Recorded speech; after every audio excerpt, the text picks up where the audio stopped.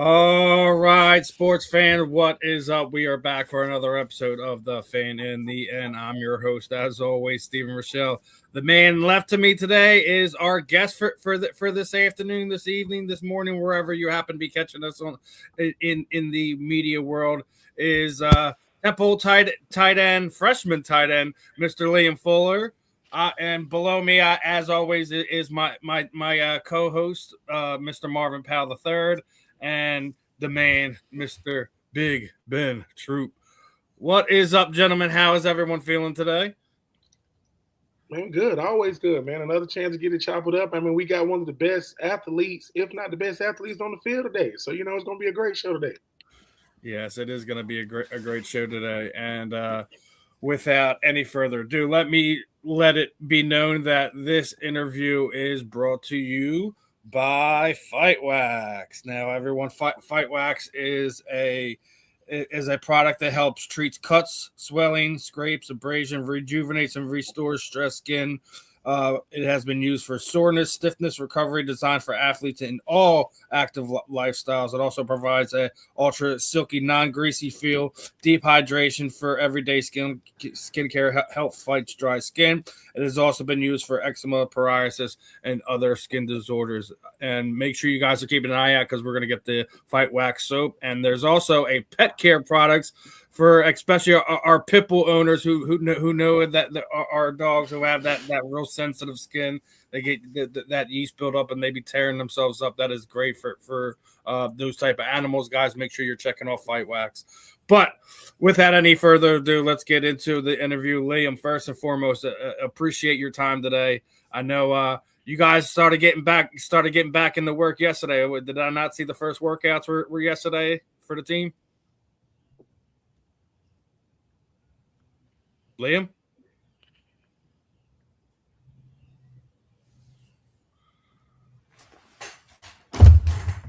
Did he freeze up on you? Liam, can you hear us? Oh, there he is. Liam. Okay. Liam, what's going on, brother? Hold on, put him in there. Hold on. I got him right here. Let me bring him back in, bring him back out. Liam, can you hear us, brother?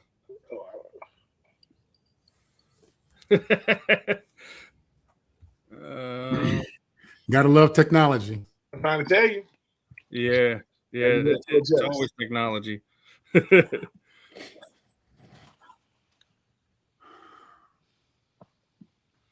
over there chilling. Send him a message on X real fast. Oh man, another day in paradise, as they say. I feel like we just heard him cough. Yeah, Liam, can you hear us? I'm pretty sure I can only hear Ben. Now this week, see? Now this year, you can hear me. Last week, Cookie couldn't hear me. Yeah, I think you're the only one I'm hearing. I can't lie. Steve, we have to start from scratch. I don't know how you fix that. I mean, yeah. I can ask Liam. I'm gonna pull myself out and bring myself back in since it's already started. Yeah. Well, I get a jump. Liam, you can hear me? Yeah. I got you. So, obviously we had your teammate Cookie on last week. You were kind of talking about it a little bit. The Northeast doesn't get the same love. Well, they get different levels of love when you talk about the DMV, you talk about PA, you talk about Ohio. Mm-hmm. Talk about your experience being, from that part of the country and what people don't understand, how big-time football is played in PA, and it's more than just in the DMV. Yeah, no, for sure. I mean, well, I will die on the hill that Pennsylvania is some of the best football in the country. I live and die by that statement. And if you really just look at it, you got schools out in Philly, where, they're over there tearing it up. And then you got arguably the best football in the state, which is in Western Pennsylvania. You could even say like Rob Gronkowski even said like the Whippeal football is huge. I mean that's very competitive football over there. And now Central Pennsylvania, we really the few kids we've had come out of the 26 class kind of put us onto the scene. Obviously Bishop McDevitt, the Harrisburg Cougars, um, schools like that, are starting to really really pop onto the scene even more than ever. So I would argue that this football is definitely the best football you're going to find when you're looking around. And even going into New Jersey, and I think that's why Temple um, wants to emphasize so much on recruiting the footprint.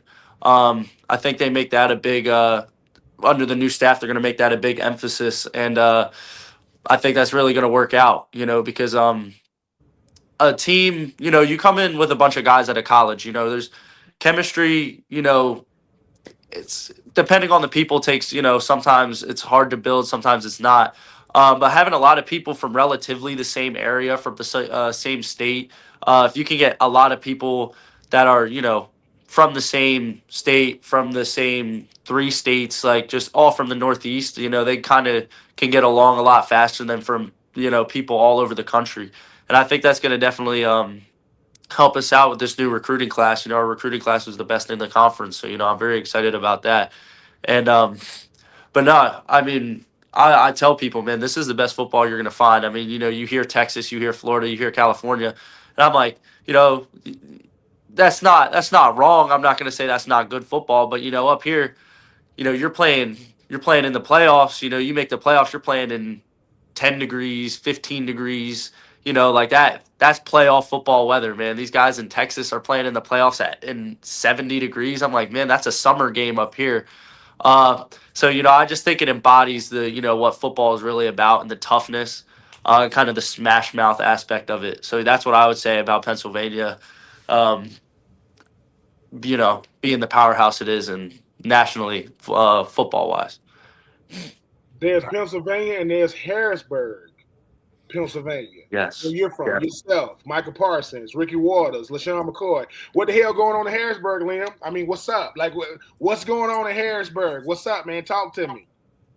Man, Harrisburg, it's just it's a special place, when it comes to that kind of stuff. And you look at the legacies guys, have built that have come from this area. You're walking the same halls as some of these guys, whether it's at Bishop McDevitt or a public school around.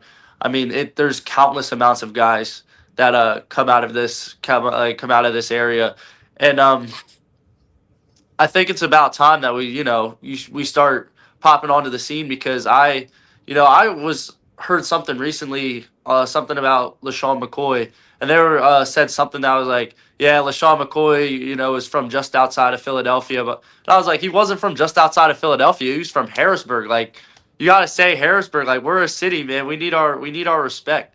Uh, you know, I don't like the fact that we're getting roped in with Philly. I mean, I love Philly, but like, we're our own thing. Like, this is our own place, and you definitely have to embrace it. It's a great place to be, and the talent, like you guys, I'm sure you guys know, is it's unmatched. Really, I mean, it's especially this 26 class has been very special, and why? I don't know. I think there's a certain kind of grit that that comes out of being a city in a state that kind of gets overlooked, because you got Pittsburgh and you got Philly, and then there's just Harrisburg. Not a lot of people know what Harrisburg is, so you kind of have to work just as hard to kind of put your represent your city and put it on the map. So I think there's a certain kind of grit that comes with that. Um, but I think it's a very special place, and I think obviously the talent that's come out of this area is it shows for the kind of the football we play. And there's definitely a brand, like there's definitely a brand of football we play too. I think we're the perfect combination of like smash mouth football and also airing the ball out. I mean, you go around, you're not throwing the ball 50 times a game when you're playing in the playoffs. So you really, it's if you want to like see a team win a state championship in Pennsylvania, that team can run the ball. I mean, it's as simple as that, because when you're playing in the state final and it's December 2nd and it's 7:30 at night and it feels like 18 degrees, like I'm sure you guys know, it's not easy to catch a pass. I mean, that ball feels like a rock's being thrown at you. So, it's teams that can run the ball. So I think that kind of the style of football and just the grittiness of the area, I think that really all combines, to make these special players that have come from the area. You mentioned Gronk earlier, obviously another PA, a big time PA athlete. I mean, is that who you model your game around? I mean, you 6'6". I mean, they ain't gonna miss you running down the seam, Liam. Yeah. What tight end, or was there a tight end growing up, or even now that you say, all right, that's how I want to play. That's my style of play. So I mean, I'll give you three. These are probably my top three. So I love Gronk, obviously. You just gotta look at when I grew up. Gronk's always the guy that you see. Then you got, so for me, a little throwback. I like Jeremy Shockey. I love Jeremy Shockey. That he was a great tight end, just crazy. Just like just out of his mind. But dude, that he was a baller. He was an absolute baller, and I like to like kind of model some stuff after that. I'm sure. I mean, you guys. I mean, I know we got an Eagles fan in here. I mean, he went in his rookie year and mossed Brian Dawkins and stared into his soul and started shaking his head. I mean, that takes a different kind of person to go in there and do something like that, especially to Weapon X. So, and then me again, like with the time I grew up, Jimmy Graham. I loved watching Jimmy Graham when he was on the Seahawks on that Legion of Boom team. Even though, some people say he should have never left the Saints. That's neither here nor there. But I do love Jimmy Graham, especially as a basketball player myself. Watching him is certainly special. So those are my top three. And I'd like to say, those guys because they do match my style that I like to play. Like, there's other great guys, like Sam Laporta in the NFL now he's having a great year, but I just don't play that style of tight end. I mean, you're really never going to see Sam Laporta with his hand in the dirt, cutting off a backside C gap, but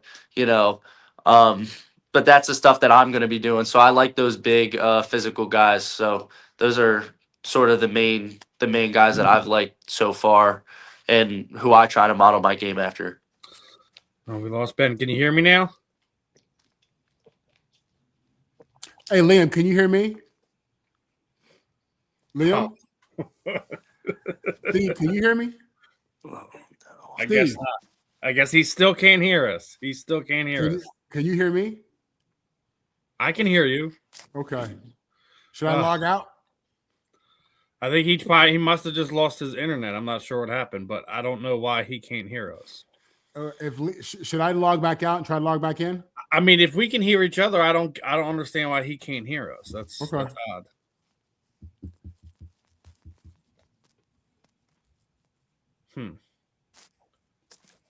I don't know. I don't know what's going on. Yeah, he says he can't hear. Yep. Hey, Ben did something so he could steal the show and have the guest all to himself. That's what he did. He wanted this young tight end so bad that he blocked this out. This is a tight end thing, man.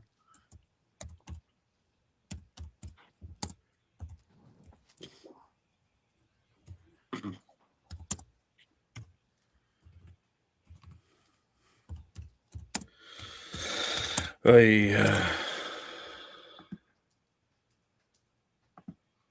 right, just for sugar and giggles, I'm gonna log out and log back in. Yeah, let's see what happens. Yeah, let's see what happens. I just told him try logging out and back in the private chat. So let's see what happens. Gotta love technology. And then there was one. So let's see what happens here. Can you hear me? Fine. So yeah. Okay. Let's see what happens with when Liam gets back here. See if he can hear us. Yeah. Because I've reset my mic. I reset the like I can see when we're talking, like it's like there's on my end there's like 3 dots, right? Listen, I got you guys. I can hear you guys now. Yes, it's a victory. There we go. So Liam, let me ask you this, man. First of all, you had mentioned Gronk as being one of your favorite tight ends, and that's amazing. Myself, former USC Trojan, you see the background, former New Orleans Saint fullback. The thing that I would absolutely have you focus on is the physicality that Gronk played with, man. For as much as he was a clutch receiver, and he was a clutch receiver, he was a devastating blocker. You know what I'm saying? I mean, he was a devastating blocker.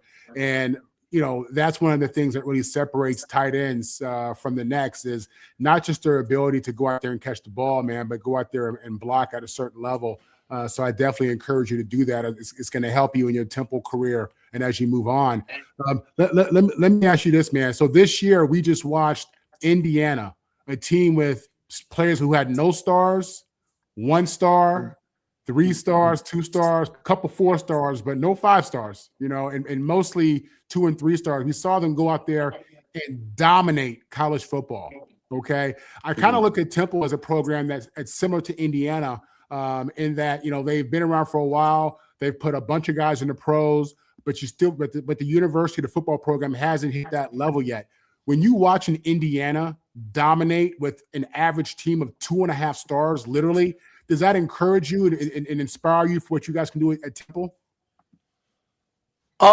Absolutely. Absolutely. I mean, you look at that Indiana team and, you know, you kind of do some research and there were a lot of seniors. So that team was very senior led, which I think is huge. I mean, Temple, we just got pretty much everybody back. We had to fill some gaps in on defense, but I think that Indiana team really shows sort of like experience over everything.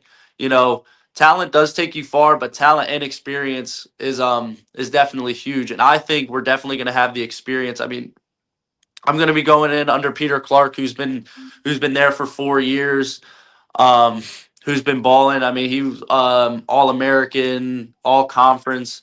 So, I mean, you really just go in and you learn the most from the guys ahead of you. And I'm just going to be my first year. I'm just going to be, throw everything I got at it, of course, but really just trying to learn everything from those guys.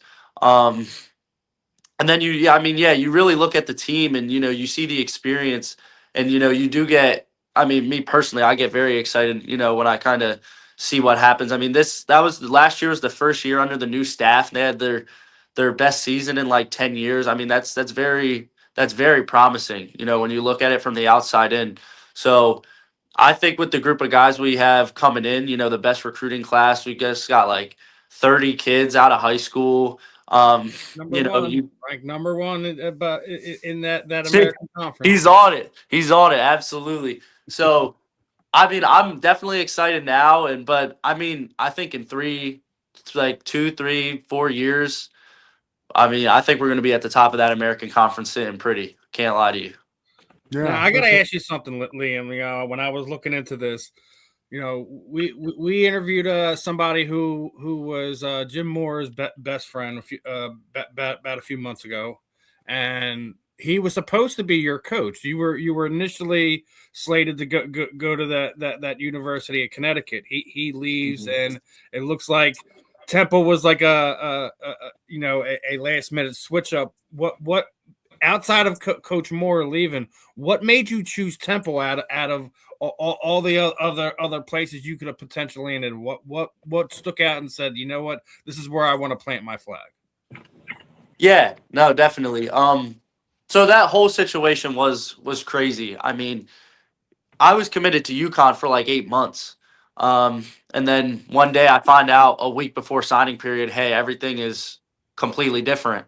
So now I'm like, what am I going to do? I mean, I got my alarm clock that day was calls from college coaches. I mean, I was just getting flooded. My phone was blowing up. I mean, my parents could vouch. I was on the phone all day, every day for like 3 days straight. So then you really sit down and you start to weigh everything out. You kind of narrow down some schools and, look at, what's certain schools, what their trajectory looks like and stuff. And, I sat down and, I got a call from Coach Czar, the tight ends coach, and let him know he let me know that they're going to offer me. So then I started looking more into, okay, Temple.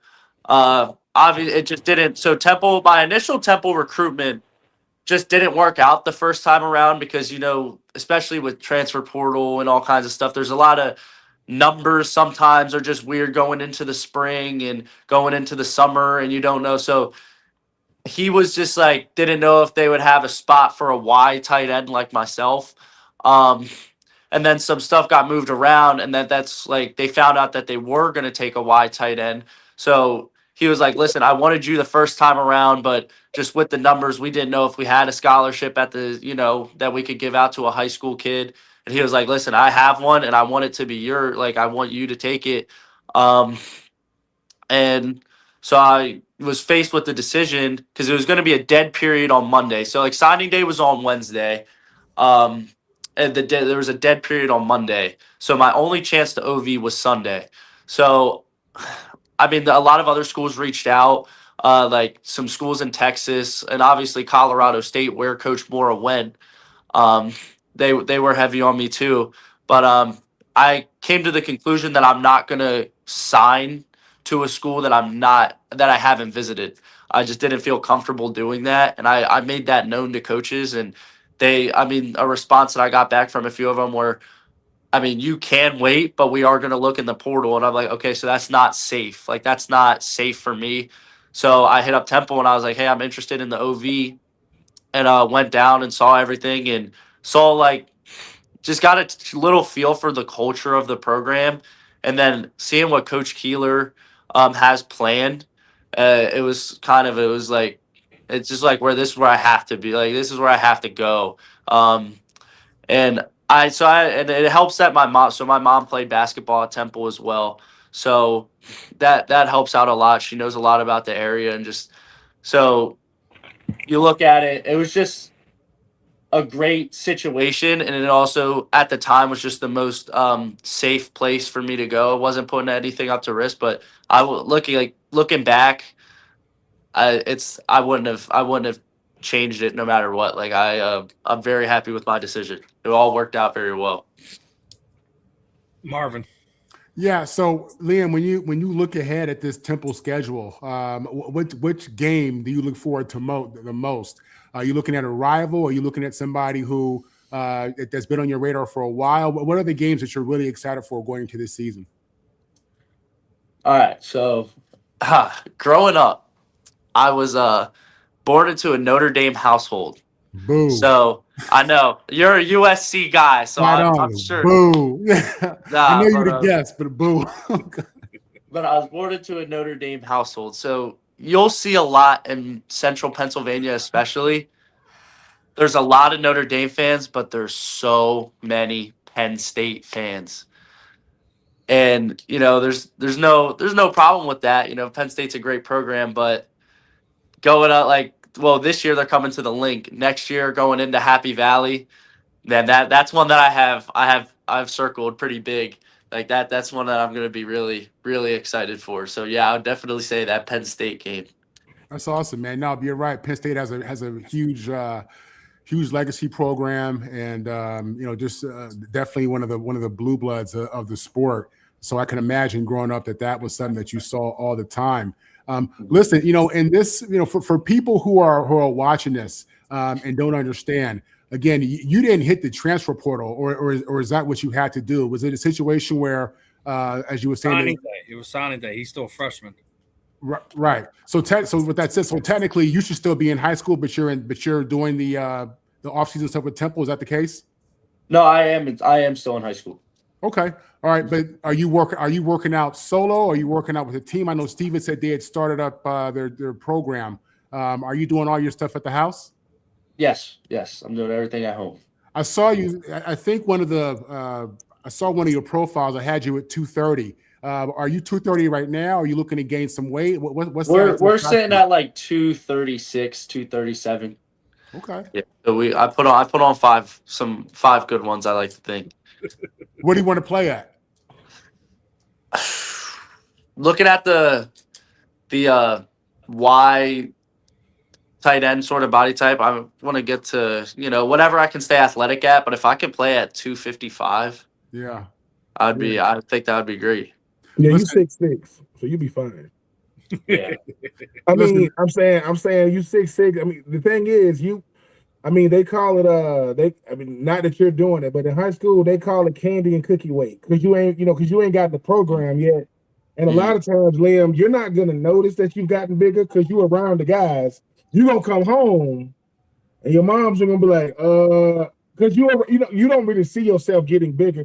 You 6'6", 255 that's ripped, and high school 6'6", 235. It's gonna look different, but you tall, so you're gonna be able to carry it. And you don't get bigger to get bigger, you get bigger to deal with the blood of who you got to deal with. Like, hey man, I don't want to. At tight end, it's an it position now. Gronk, guys like Travis Kelce, George Kittle, Trey McBride, they've made guys want to play tight end. I played tight end in the NFL in college, but I didn't know what tight end was when I got to high school. It was new. I was like, go down there with the tight ends. I'm like, me?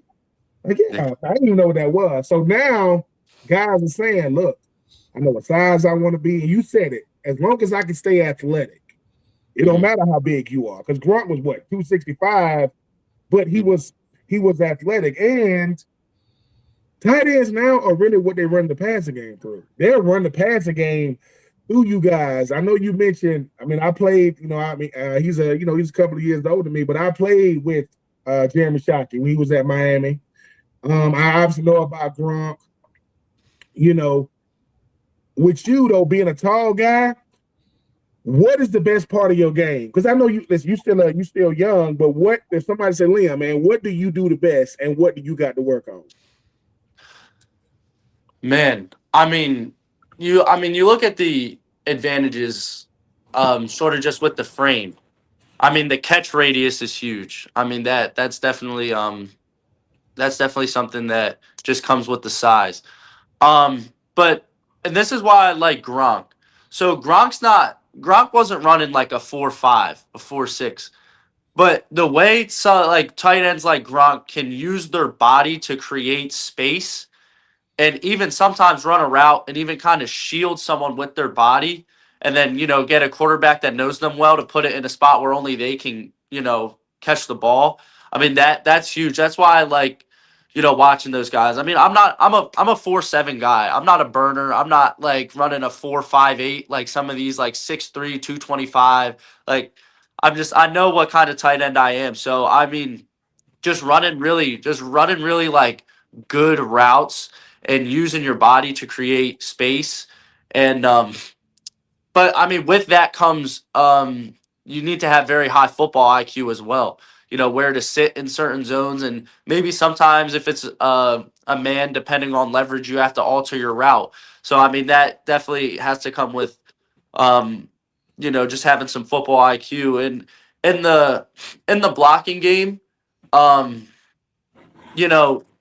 of the disadvantages to being 6'6" is sometimes it's tough to get the bend, but you work on mobility, you work in the gym, and then you kind of work on technique and form. We got a great O-line coach at McDevitt that was helping me out. So you really focus on like overemphasize bending at the knee and not at the waist, and you can create a lot of power, especially in certain, like I love reach blocking because if I can get that step and get full extension with how long my arms are, it's just over. Like because you're not going to get back over top, and I can let you go back inside. You're never going to get there. My running back's already to the outside.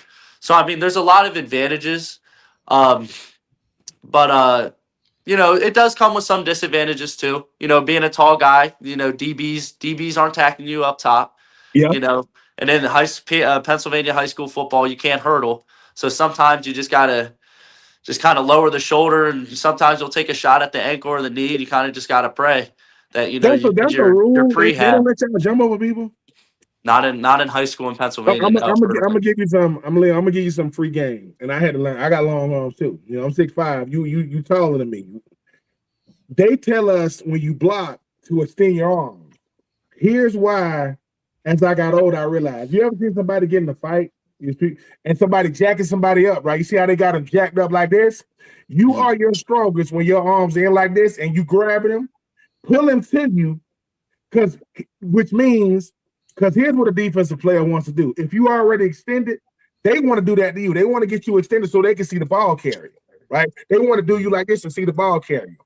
as long as your arms are right, when you get to them and you pull them to you like this and they can't get off, watch George Kittle. Watch the way he blocks. He's like, look, dude, you telling me they've been telling us the wrong way? Yeah, you're not supposed to help the defender, right? Mm-hmm. Marvin played fullback. He finna hit. He's trying to hit. He got aiming spots that he's looking to hit.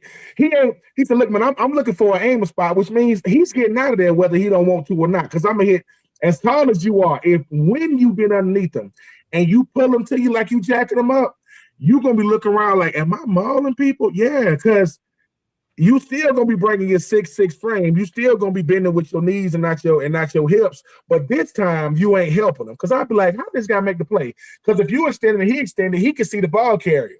But when you pull him to you, think about it. If I pull you to me, I don't want you to see nobody but me. Now, a good defender gonna get off, but tell your coach that, look, man, Ben told me to tell you, am I stronger with my arms out or am I stronger with my arms? Are you right here, boy? And this is coming from a person I was not known as no blocker during my time, but my coach go, hey, man, you want to be a problem? Yeah. Learn how to stay in front of a dude. As long as your dude ain't making the play, you won. I don't care trash talking. If he didn't make the play, he could be like, Coach, he holding me. And when they say, Coach Liam holding me, sorry, I've been in the weight room, baby. That's D's right here. Four arms and hands, man. I mean, and you can get them, but the way you don't sound like no freshman. When I was a freshman, I sound like a freshman. I don't know about no football IQ. I don't know about no hip bend. I don't know about I'm like, tell me what I need to be. Tell me what I need to do, and I'm gonna do it. And you already sound, and you get to stay home too, man. Like the fact that you get to stay in PA. Your mom is loving the fact that UConn F this up. She's loving that. She's like, oh, y'all messed it. She definitely is. She is loving the fact that you get to see. You was like, hey, mom. She was like, is it? I guess I'm going to Temple. She's like, don't play with me. I am. And especially when it came down to two Texas schools in Colorado State. And that made it a lot better. Of course. Mom want to see you play. And once somebody realized who your mom is on campus, like, wait a minute, man, your mom played basketball? Yeah. Legacies come in a lot of ways on campus. So I'm happy that your mom legacy get to live on through you. And man, don't think so much, man. Go out there and play. Look, go out there and be who you are. I love the fact that you say we ain't outside of Philly. No, we Harrisburg. Don't say outside. There's a bunch of places outside of Philly. No, we are Harrisburg, PA, the home of LaShawn McCoy, Ricky Waters, Michael Parsons, and now Liam Fuller. Stop playing with us. Absolutely. Liam ain't wrong there. Listen. We like to try to adopt the other half of PA when it's not ours. It's not, and he's spot on there. Like say the name. It's Harrisburg. It's Bishop McDevitt. It's whatever, but you can't lop Philly in with the whole state of Pennsylvania. It's just not how it works. It's not how it works. And I'm glad that he put that out there because a lot of times he's from Philly. No, he's not from Philly. He's from upstate PA. It's from Harrisburg, and we talked about a lot of things. Obviously, Ben was just talking about. I know your mom was doing cartwheels when you committed to Temple there. Being able to have your family in the backyard there. Now you've already mentioned you're going to be. You got that Penn State game circled up. How much fun is it going to be for you to play in Lincoln Financial Field this upcoming season? To be able to have that type of energy at one of your home games there. Oh man, it's gonna definitely be surreal. I mean, everybody is Birds fans, really, in my family. So having that sort of connect, like now having that connection, playing in Lincoln Financial Field. I mean, extended family, as far as I know, is all hit me up. Like I'm gonna be at every single home game, and I'm like, I mean. I would hope so. I mean, you guys are all such Eagles fans, and spend a Saturday at the link, man. There's no better way. But no, it's definitely special. And there was a little part of me when I went into my recruiting because it wasn't just my mom. I mean, I my cousins. I mean, a bunch of people went to Temple, and I sort of was like that kid that kind of wanted to be like oh, like I want to go, write my own story. I want to go to my own school and, sort of, do my own thing. But now like stuff worked out the way it did. Now I'm sitting here like, well, I can go do the same exact thing at Temple. So, that's kind of what I'm taking with it. And it was just all around. Just it's a great place to be at. But yeah, those Saturdays in the link are going to be fun, man. It's definitely going to be wild going from, some, Rocco Hortensio Stadium with, 2,000 people a night to, the link and Beaver Stadium with 110,000. I mean, it's going to be. That's what I was about to ask you. What's gonna be more special for you? Obviously, the link and having your family there is cool, but is Happy Valley when you get to play there? Is that going to be the special moment for you, being the upstate PA kid? I mean, so my mom works for the Penn State Hospital, so we go to a lot of the Penn State football games. Like I grew up going to the Penn State football games, and I've just always thought to myself, like, how do these guys do it on the field? I mean, it is so loud in here, like I can't even think straight. I mean, this is ridiculous. And now, like, just sitting here trying to come to grips with the fact that, man, that's gonna be me out there trying to get the call with 110,000 people, screaming. It's gonna be wild. And even the game at the link is like sold out pretty much. So that's gonna be a sold out link the first time we play them my freshman year. And I don't really know what to think of it. Obviously, I'm a competitor. I'm not backing down from anything. I'm not worried about anything. But it's definitely going to be a lot different. But you just kind of roll with the punches, and I just want to get after it, man. Like I'm not gonna be worried because there's people in the crowd. The people in the crowd have no effect of what my assignment is on the field. So that's kind of just the mentality I'm taking with it. And yeah, I mean I'm saying this now. But I'm saying this now, but with, don't quote me after the Penn State game. We'll put a heart monitor. Hold on, Liam. Though you ain't hold on. You said something. You said you keep on saying my family went to Temple and my family are Birds fans. Are you a Birds fan, Liam? So, again, like I said, with wanting to write my own story, I was a rebellious child. So I consider myself more of a Steelers fan. Okay, because I be one of y'all PA. Y'all get to pick. It's either Steelers, or Philly. Okay. Just making sure because you said. But like now I just really like. I just follow tight ends that I like, and so yeah, I would consider myself a Steelers fan, but I'm really just a fan of tight ends. Like I really like. I mean, I like the Bears because of Cole Kmet and Colston Loveland. I think those are two dogs that got out there. And I like the Raiders with Michael Mayer. I liked Michael Mayer a lot at Notre Dame and Brock Bowers. So, I'm a big fan of tight ends. And now starting to, like places where Temple guys are at, like big left tackle for the Buffalo Bills is a Temple alum, Dawkins. So, yeah, I would say it really cheap, but I'm a Steelers fan more. But yeah, so my mom didn't like that. You call yourself a Bear. You say I was a Bear. It's all good, brother. No. Because I said, wait a minute, because I have to confirm it because I had to make sure you weren't, a Birds fan. So you are Pittsburgh, Pat Freiermuth, Jonnu Smith. Have you ever seen a tight end as big as Darnell Washington? Ever? Nah, that guy's a left tackle playing tight end, man. It is ridiculous. But I mean, that just goes to show what I said earlier. I mean, really, the position is evolving. Whether people like it or not, and it's becoming. You put on as much weight as you want. If you can still hit these numbers and still be athletic, I mean, if you're 300 pounds and you're moving, why not give you the ball? You know what I'm saying? I mean, that's business. I mean, Darnell Washington catching the football is business decisions for any defensive player. It doesn't matter who it is because the last thing you want to see is a guy that big turning upfield because now it's like, all right, now I got to deal with this dude. And he run on the sideline, which means, hey, dude, I'm not going to let you cut me on the sideline. You're going to have to hit me. You're going to have to and I'm not run out of bounds. So Darnell Washington listen, there's a guy, Bird, to play for the Birds. You know what I'm saying? Mr. Peters, Jason Peters. Jason Peters, me and Jason Peters came out in 2004. He played tight end in Arkansas. We when the tight ends went to the combine, and we all flew in. We all met in Atlanta and got on the plane. When Jason Peters walked up, I'm thinking, dang, he must have missed his flight. Like he must have missed his flight with the tackles. And he was like, no. I play tight end. I'm like, nah. And then I played Arkansas that year, so I do remember him. He is a freak of nature. Like he was that big. Darnell Washington was not that big at Georgia. Darnell Washington was the wide tight end. Brock Bowers was the U tight end. He was the move tight end. Darnell Washington was big in college. He wasn't that big. And that boy he making money now.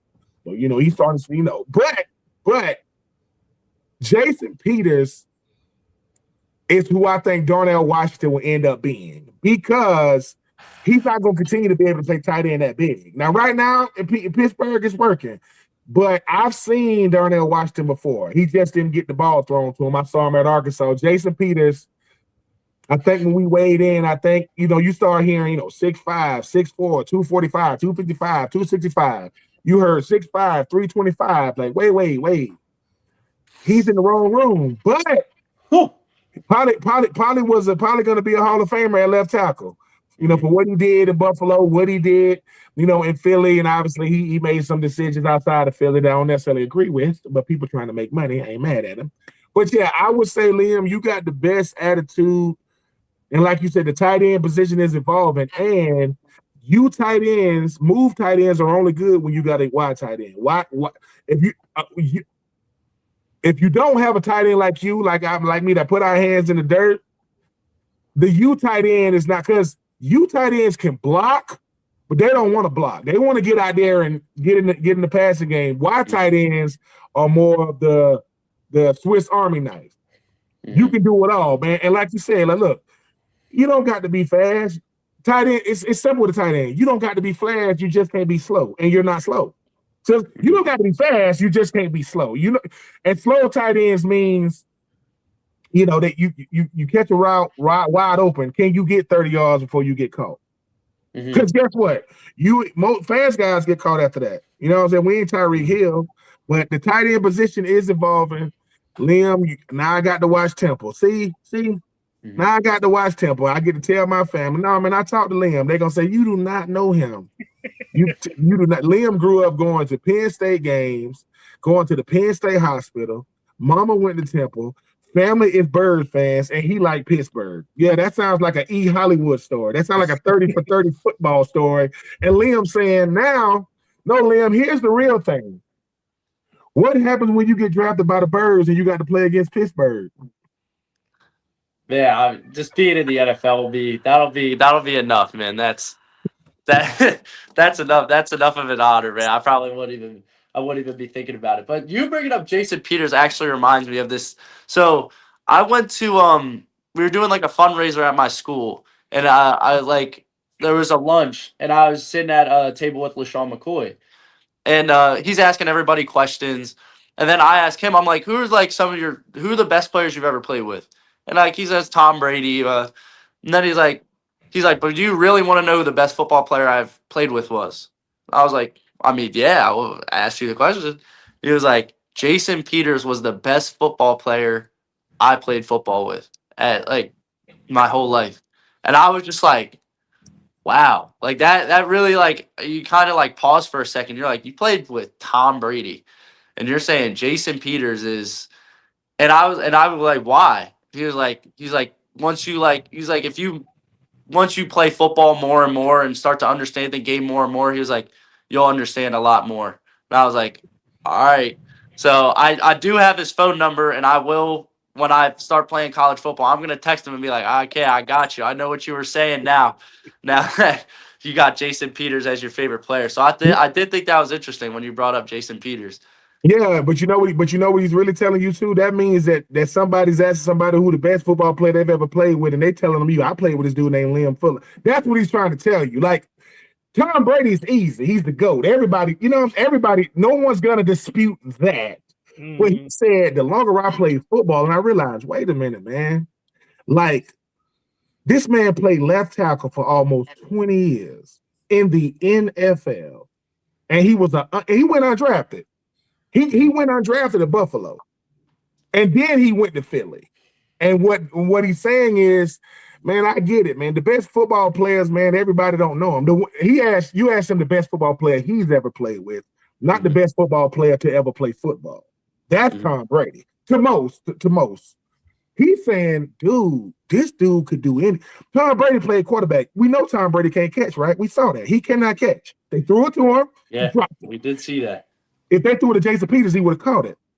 I guarantee he would have caught it because he's that athletic. And he did it for Buffalo. Obviously, he did it for Liam. To somebody, you're going to be the best player they ever played with. Now, we're not privy to these conversations. Marvin Powell, right? The second was somebody best player they ever played with. And I think that's the thing about football that I think is humbling is to somebody that saw you play, they said, this dude. Because, we watch each other when we out there, right? We ain't crazy. We know who the guy is. And we even with us ego-driven, boulder on our shoulders, we know who the guy was. Well, just because you don't think he was the guy, somebody be like, that dude was that. He was that. I played against Brian Dawkins. I still got probably a bump right here to prove it.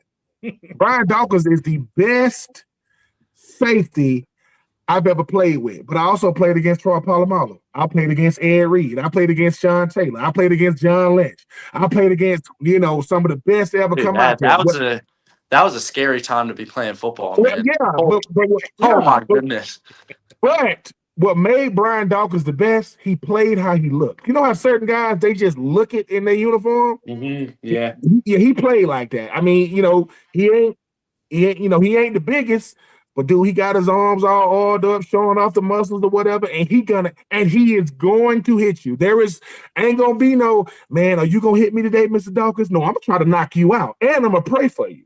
When I knock you out, I'm going to come up and say, Lord, please bless this young man to be okay. But if he does come back out here, I'm going to knock him out. And I'm going to knock his soul out. If his soul walk out here, I'm going to knock his soul out. So I just hope that because of where you're from and your mom ain't really telling you the full magnitude of how ecstatic she is. She ain't really letting you know. But if they put the camera on your mom when you get to play, she's going to be like, oh, my freaking God. That is my son wearing that Temple. Hey, man, congratulations, man. I mean, like I said, UConn got you at Temple. And ain't nobody trying to go to Colorado. I don't care if it's Colorado with Coach D. Ain't nobody trying to go that far to play football, man.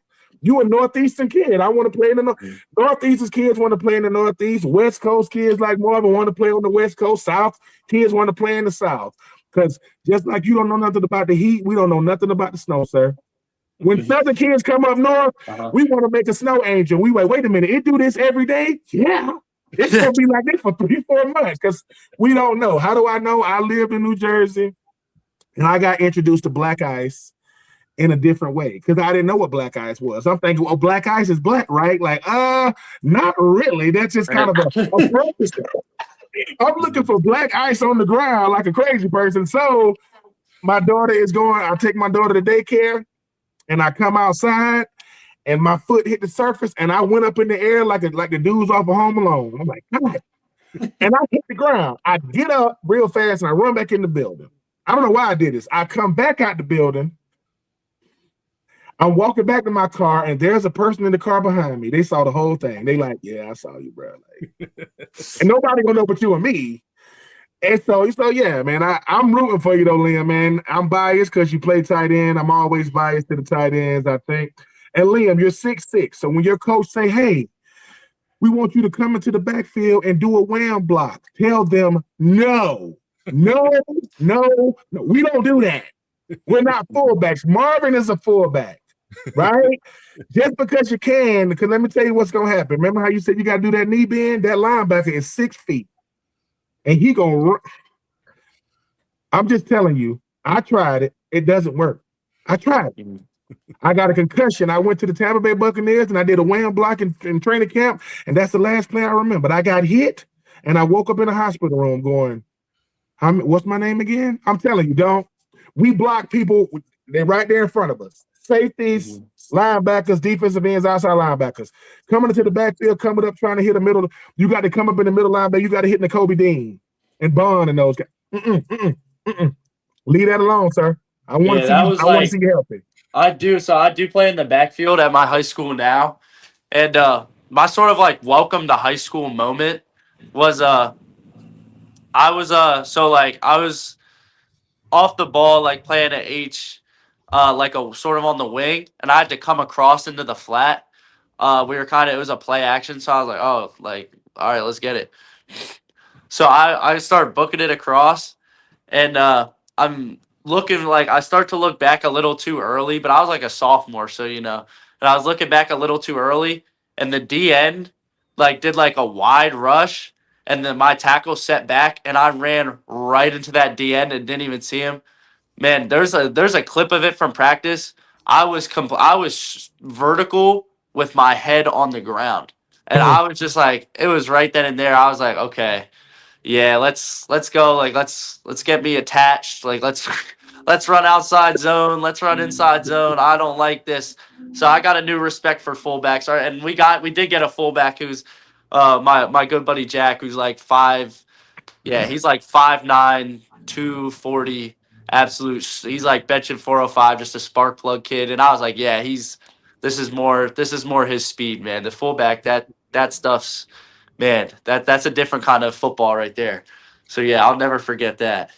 I mean, you're gonna have to get a screenshot if as tall as you are, you're gonna have to get it. Just as a reminder, Marvin, our expert fullback up to the far right. Marvin, go ahead and give him your spiel on being physical, because like I just respect fullbacks because that just sounds like a position that don't F around. Like, look, man, I don't play, I don't do a bunch of kicking. No, dude, I hurt people, and I hurt them consistently. You gotta be a little crazy to play fullback. Like that's a different kind of a position, man. Grown man football. That's everybody else coming to the stadium taking pictures of people saying, "Oh, have a good game. What's up, Marvin?" Okay, because that's Marvin, get in here, brother. Yeah, Ben, you hit it on the head. I had mentioned to Liam when you had cut out. He had mentioned how Gronkowski was his guy, and I just talked to him about the reality of how Gronk played physical. And in this day and age of CTE, and Ben's talking about concussions, and we're trying to make the game safer. The truth is, the game was meant to be played a certain way, and that's violent and that's physical, and that's never going to be out of style. In regards to what coaches are looking at, what scouts are looking at, the athletes, the freak athletes who can go out there and catch the ball like Antonio Gates, catch it like a Tony Gonzalez, those guys are going to always be in play. But at the end of the day, your physicality, your ability to play violent, you talking about wham blocks, man, you go out there and try to murder that dude. It's just what it is. That's really how the game's supposed to be played. Liam, I learned football from my dad, who played in the NFL in the 70s and the 80s. It was for the Jets. It was a much different game back then.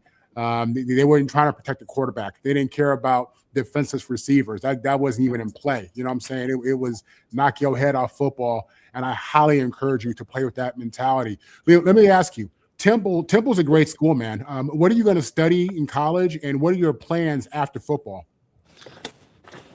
So I'm gonna do at Temple. I'm gonna get into sports management, and then after I graduate, I'm gonna get into. This is my plan now, but I'm gonna get into pre-law, and I want to be a lawyer for and represent athletes and go over contracts and that kind of stuff. Liam, I'll tell you like this, man. Yeah, essentially. Yeah. So what I'm saying is, my dad played 11 years in the NFL. He went to law school while he was in the NFL. He did 6 off seasons his last 6 years in the NFL. And then, a guy who wants to be just like dad, I went to law school as well. I didn't finish. My dad asked me, though, when I was in law school, he said, Marv, do you want to have to kiss these boys' butts? Do you want to have to be that guy and do that? I was like, nah, not really. I kid you not. And then from there, I really changed my focus when I thought about the reality of that. With that said, these athletes need great representation. I highly encourage you to pursue that if you really are in this thing for the right reasons, and I'm sure you are, because you play a pivotal role in these young athletes' success, and this is what their journey is going to be, man. So, yeah, it's important for you while you're in school. take advantage of the academic opportunities. Take advantage of the opportunities to get into certain groups and associations, because while you're at Temple, what you really want to do is build your network. That's why you go to certain schools, to build your network up, man. And I think you're at a great school for that. And just being in the Northeast, around Philly, around New York, you're around a lot of power and a lot of influence, and that Temple University degree, or the fact that you're a student athlete there, is going to take you to a lot of places, man. Sports agency. So are you looking to be more of, I don't know if you watch Entourage. Are you looking at like maybe an Ari Gold style? Are you going to be like Dwayne Johnson in The Rock, and do like baller style? What kind of agent are you going to be? I mean, I want to represent football or basketball players mostly. I think because that's just what I know. Like I play basketball as well. Yeah. So that's just what I know. So I'd want to represent them, and I want to do a lot of it, to try to protect. Like I want to do most of it at the collegiate level, especially with the NIL being so big. I want to try to do it in a way because at McDevitt, I've seen, some of my teammates that went on to college kind of do stuff with contracts that they didn't really know they were signing, but they were just thinking about the bigger picture and didn't really read the fine print.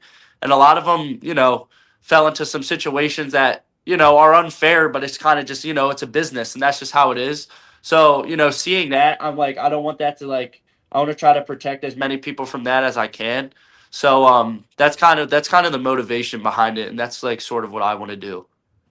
That's awesome. So does Temple offer sports management as a program? Is that a degree that you're looking at? Is it tied to business or?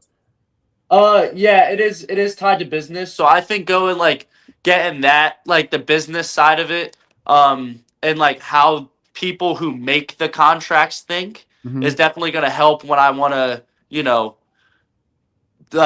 represent people who have to sign them. So if I can understand the psychology to why people do those contracts the way they do and try to protect themselves, I think that'll help me protect the athletes that are signing the contracts.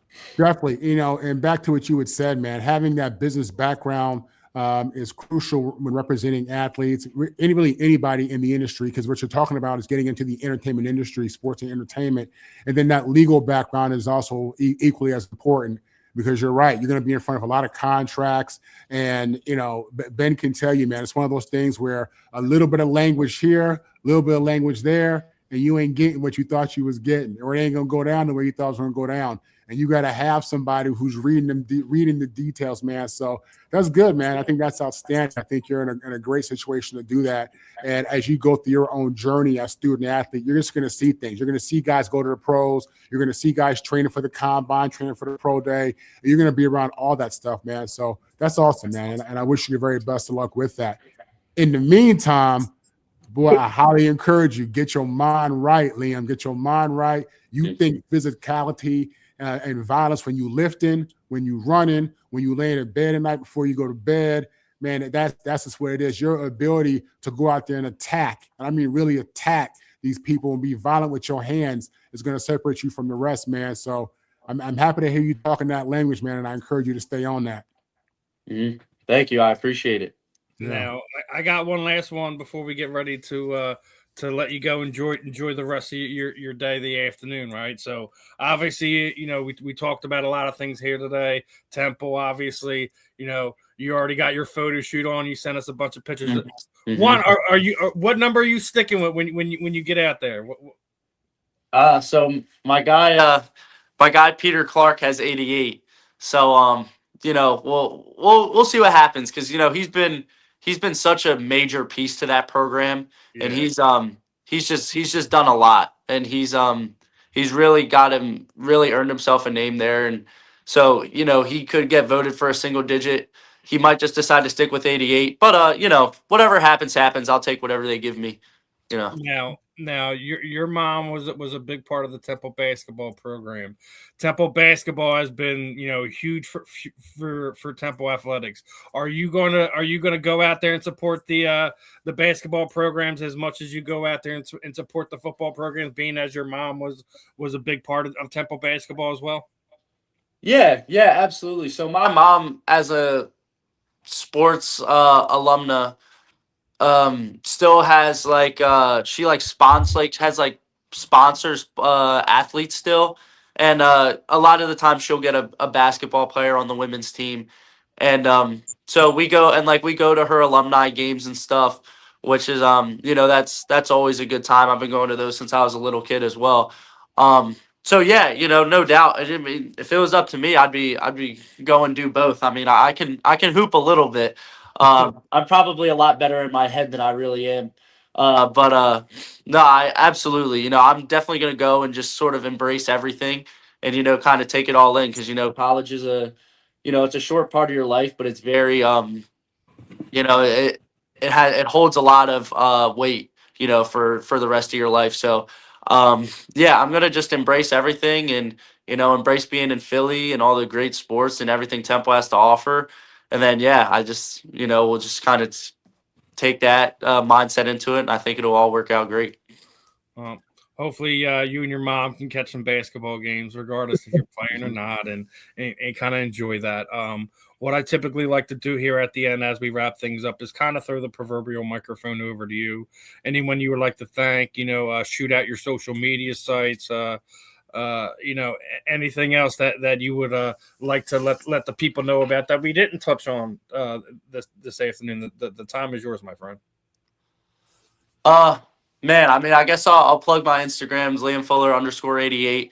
But no, as far as everything else, man, this was a great experience on this show, and I give all my glory to God, man. That's who I credit everything to, and I have a great family, a great support staff. As my high school, we like to say, it takes a village, and really, this is a very special moment for me in my life, and it's really a dream come true, and I'm just excited, for the next chapter, and yeah, that's about it.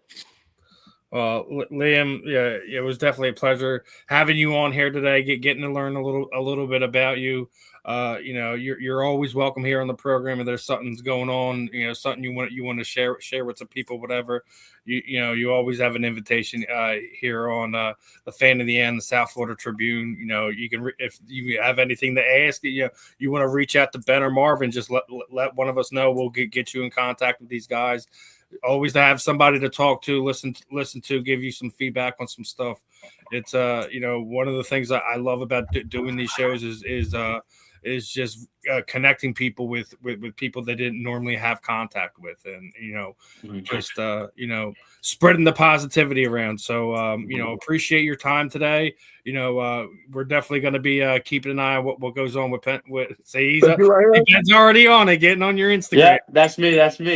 I'm just making sure. Listen, I know that Greg Olson and Travis Kelsey, and those guys got a tight end U in Nashville. No, tight end U is real. You a part of tight end U. No matter what school you went to, we repping all day long. So now I got my nephew. He's a freshman at Kennesaw State right now. He's playing running back, and I got another. So now I get to tell him. I said, listen, man. I said it's gonna be a younger coming named Liam Fuller. Not only is he going to be running through these DBs and safeties and linebackers, you might want to hire him if you get a contract. You want to make sure that you get the money that the contract states. Mm-hmm. So absolutely, the Fuller Agency coming soon. The Fuller Agency, where hey man, we trying to help these young men. You know what I'm saying? When they come football. But you say you a hooper though. I mean, you dunking that thing. And what's your favorite dunk? Man, I like to catch. I like to catch in the corner. I'll go rip baseline. I'll give you 2 dribbles, and I can 360 to the front of the rim. You disrespectful, Liam. That's what you say. You sound like you disrespecting people on the court. No, just say that. Just say, I want to disrespect you on the court if I can. A lot of sports is big about winning the mental game too, and there's no better way than to dunk on someone in front of a packed house to take them out of a game. So it's all mental, Liam. It's all mental. It's all psychological warfare 24/7. Believe me, that's a real thing. That is a very real thing at every level. Psychological warfare. Learn how to apply it. Practice it in your daily. Too bad for your friends. It's okay. They'll be okay. Absolutely. But yeah, not a big layup. Not a big layup, guys. Before we go. Not really. Just thank you guys all for this experience, man. This was This was just awesome. You know, I've done a lot of interviews, but you know, for me, they don't really ever get easier. So I just try to come on here and do the best I can, man. But I'm very grateful for the invitation, and yeah, you got to get some more Central PA guys in here, man. I'm interested to Yeah, see dude. what they have to say about Listen, it. the door is open. If one of you, if you know somebody that maybe should get some more love, get some more attention, just have them reach out to us, man. We'll definitely find some time and some places for them. Yeah, no, absolutely. I can definitely get some people to reach out. Sounds good, my friend. Enjoy your afternoon. Definitely looking forward to having you back on here again. Hopefully, after a good freshman season of football under your belt.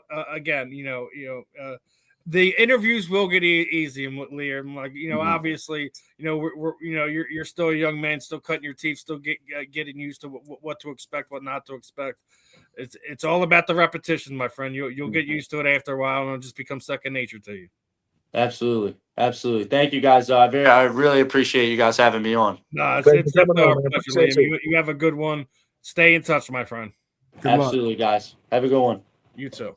All right, everyone. That was Temple product, PA product, Mr. Liam Fuller. Obviously, that was definitely fun. Learning a little bit about Liam, his background, stuff that he's going to be doing, stuff that his futures, his dreams, his goals is going to be. I think he's going to be a kid we'll hear a little bit more about over the next few years, as far as when that Temple program continues to ascend to the levels that they are right now. So. What are your guys' thoughts? Obviously, it's always good catching up with kids like Liam. What are your thoughts? Obviously, Ben. I know Ben was loving the fact that we had yeah, man, always. He's very polished. I think sometimes with these young men, you forget you talking to a 17, 18-year-old young man, because he's talking about the portal. He's talking about what he want to do. He's talking about understanding the culture of where he's going through you see how he's talking. He's making grown man decisions. Well, because of what happened at Temple, and then UConn and Colorado State, and they had two Texas schools, I had to make and I think that's what I like the most, is when people get to see. It's easy from afar to say what these young people should be doing, but we ain't the ones having to go through it. We're not having to worry about who's representing us. Are they taking advantage of us? This coach is going over here. What do I do what's best for my future? When ultimately, man, I'm trying to decide, do I wear a cummerbund, or a bow tie, to the prom? That was our biggest decision in the second half of our high school career. Not, man, do I go to Temple still with my coach choosing to jump ship? Do I stay close to home? So very, very impressed by the young man. And I like the fact that he knows who he is now. He like, I'm not a burner. I'm a tall guy with a large, with a huge catch radius. I'm a wide. Y and U tight ends is the thing. Y tight ends is the guy with the hands to the ground. The U tight ends, that's the guy that moves. That's the guy that, like, which I know you know this already, Stephen. The U tight ends would have been, that's Trey Burton. When they had Selleck was the Y, Burton and Ertz was the U tight end. They was the guys that moved. So he's like, look, I can do that, but that ain't me. I can go from left to right. I can take my hand off the ground, go to the right. And I like the fact too that he's coming into college knowing, you don't got to try to make me something I'm not. I know what I'm here to do. I embrace doing it. And I've already had my welcome to football moment with the fullback stuff. That ain't me. So if y'all looking for me to do that, I picked the wrong spot. But very, very impressed with him, man. Obviously, I'm following him on IG, and I'm going to do my best to try to, stay on top of what he's going on with him, man. Just to let him know, man, we rooting for you over here on the fan and end. What about your thoughts, Marvin? Yeah, I was also really – yeah, I was impressed with his maturity and his ability to communicate. We asked him questions, and he had insightful answers, which is rare for a kid his age. When I was his age, I wasn't that polished in front of the microphone. And even back in the mid-'90s, I was doing, interviews and in certain situations quite often out in L.A. When I was in high school. And this guy, he comes off way more I won't say way more mature, man, but a much stronger communicator.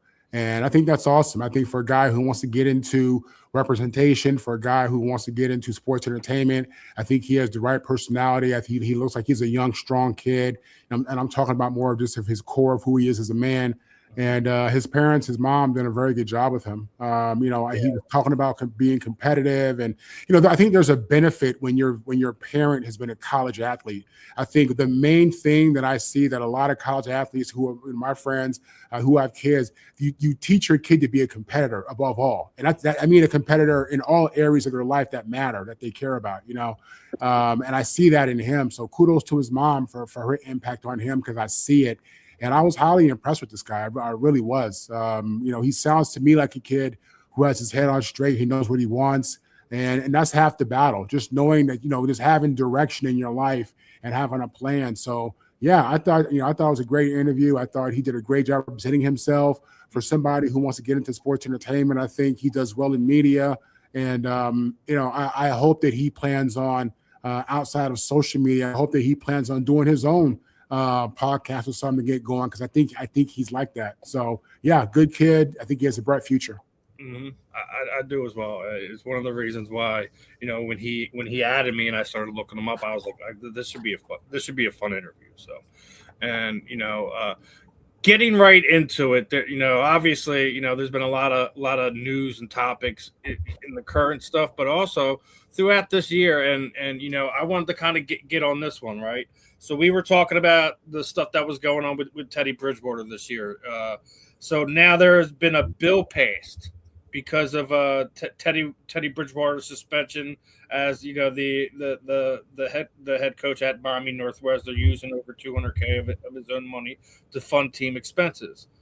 Politicians said this should never happen. Bridgewater was investing his own money into foods, rides, from practices, recovery expenses, and more. When this first happened, some people raised concerns while there can be similar issues with recruiting and impermissible benefits, that this wasn't the case here. And Bridgewater simply was just being a member of the community. It was punished for it. So this should have never happened. And it's awesome to see that laws are being put in place to prevent what happened to Teddy to happen to anyone else ever again. So the fact that they went and seen what happened, and the legislators from that state was like, you know what? Yeah, we ain't letting this happen again. And we were already talking about how ridiculous of a situation it was, and what we were perceiving it was. But I'll start off with Marvin on this one. What do you think about it, that now there are laws in place to protect guys like Teddy Bridgewater that are not trying to do anything of nefarious means to try to get people to go to that school, just to take care of his kids? Jealousy and envy make people do very ugly things. Jealousy and envy fuel most of the things that people do in this world that just aren't good. Teddy Bridgewater he wasn't trying to do something sneaky. He wasn't doing something trying to gain an advantage. He was looking out for kids, man. He was really trying to look out for kids who he recognized were in tough spots. Okay, and I don't know what his background is completely, but I know he's from South Florida, and I'm sure he's seen what it looks like. If he didn't live it, he's seen what it's like to struggle as a youth. And at this point, this is a guy who's full of gratitude. He's done well in life, made some money, obviously, as an NFL starting quarterback, as an NFL quarterback. And he's trying to impact his community. He's trying to impact the kids around him. And at the end of the day, I think that's what people see, and I think that's what people understand. You shouldn't punish these guys. When people are trying to help and write a check, or more importantly, give their time, which is more invaluable than a check in many situations, man, we should do more to encourage that, And I think at the end of the day, that's what people are coming around to understanding. This dude was just trying to be a blessing. That's it. He was just trying to have real impact in real kids' lives. And we should be celebrating that, okay? In a day and age of Instagram and social media where people are flexing their jewelry, their cars, their vacation, how they spend their money over here. This dude putting out real bread to impact people's lives. So if anything, we should be following that lead, okay? Because no matter where you come from, those kind of actions are biblical, or they're in the Torah, or they're in the Quran. People who just give out the goodness of their heart, you know what I'm saying? So that should be celebrated more. I'm happy that the narrative around him and what's happening with him is changing in that situation. Since day one, since he was at Louisville, he's always had the presence of a very positive person, humble person. You never saw ego or attitude in any of the stuff he's ever done. So this is something this is a story and a narrative that's being turned around. I'm happy about that. I'm happy he's being looked at the way he should be. And I hope there are more people who have the time or the opportunity to bless others follow his lead in doing that. Ben. Yeah, I agree. I mean, I share the same sentiments as Marv. This was a non-story from the start, and it just goes to show you he's from Miami. He went to Miami Northwestern, and he coached at Miami Northwestern, and he won the championship in his 1 year as the head coach. We always talk about how instead of saying somebody needs to do something for these young men, he was that somebody. Mm-hmm. I'm making sure they get to and from practice. I understand. When I'm from a place, I understand the place because I am here. This is what groomed me. Lamar Jackson is from down there. Lamar Jackson is the reason why. Teddy Bridgewater is the reason why Lamar Jackson went to Louisville. I'm sorry. Lamar Jackson was a 32nd overall pick. Teddy Bridgewater was a 32nd overall pick. What's crazy about stories like this is all he was really trying to do was raise awareness that this is what coaches who aren't in my position financially, which they could do. They don't have the money to do this. They want to do this. And when we finally do it, you punish me. Wow. No, here's what really happened. No, you thought if you punished me, I would go away. But then the NFL team picked me up. So now my impact is even bigger. Now the story is growing. Now it ain't former NFL quarterback. It is current NFL quarterback. And I think for a guy like Teddy Bridgewater, it's always been bigger than that. Did you know that Teddy Bridgewater used to call plays from the stands before they made him a coach? Yeah, he used to go to the games, call plays from the stands. People, some of us got introduced by football, by basketball, by whatever, whatever. That's not who we are. That's what I do. A professional is your title. Being a pro is how you go about it. That man is a pro. And he loved them youngins.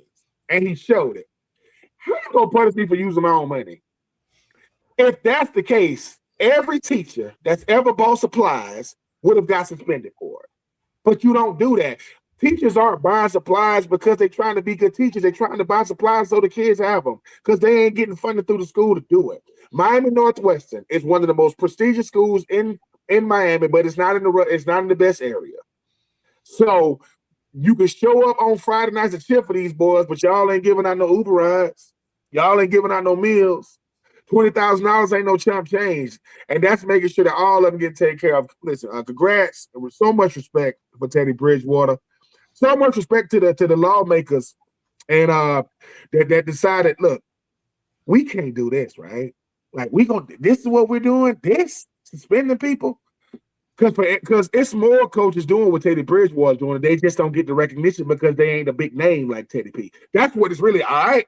Because if we gonna suspend him, what about the guy over here, the private school coach that's doing it? Well, all right. So we're gonna do it the one we do it to everybody. But I'm happy that they got it right.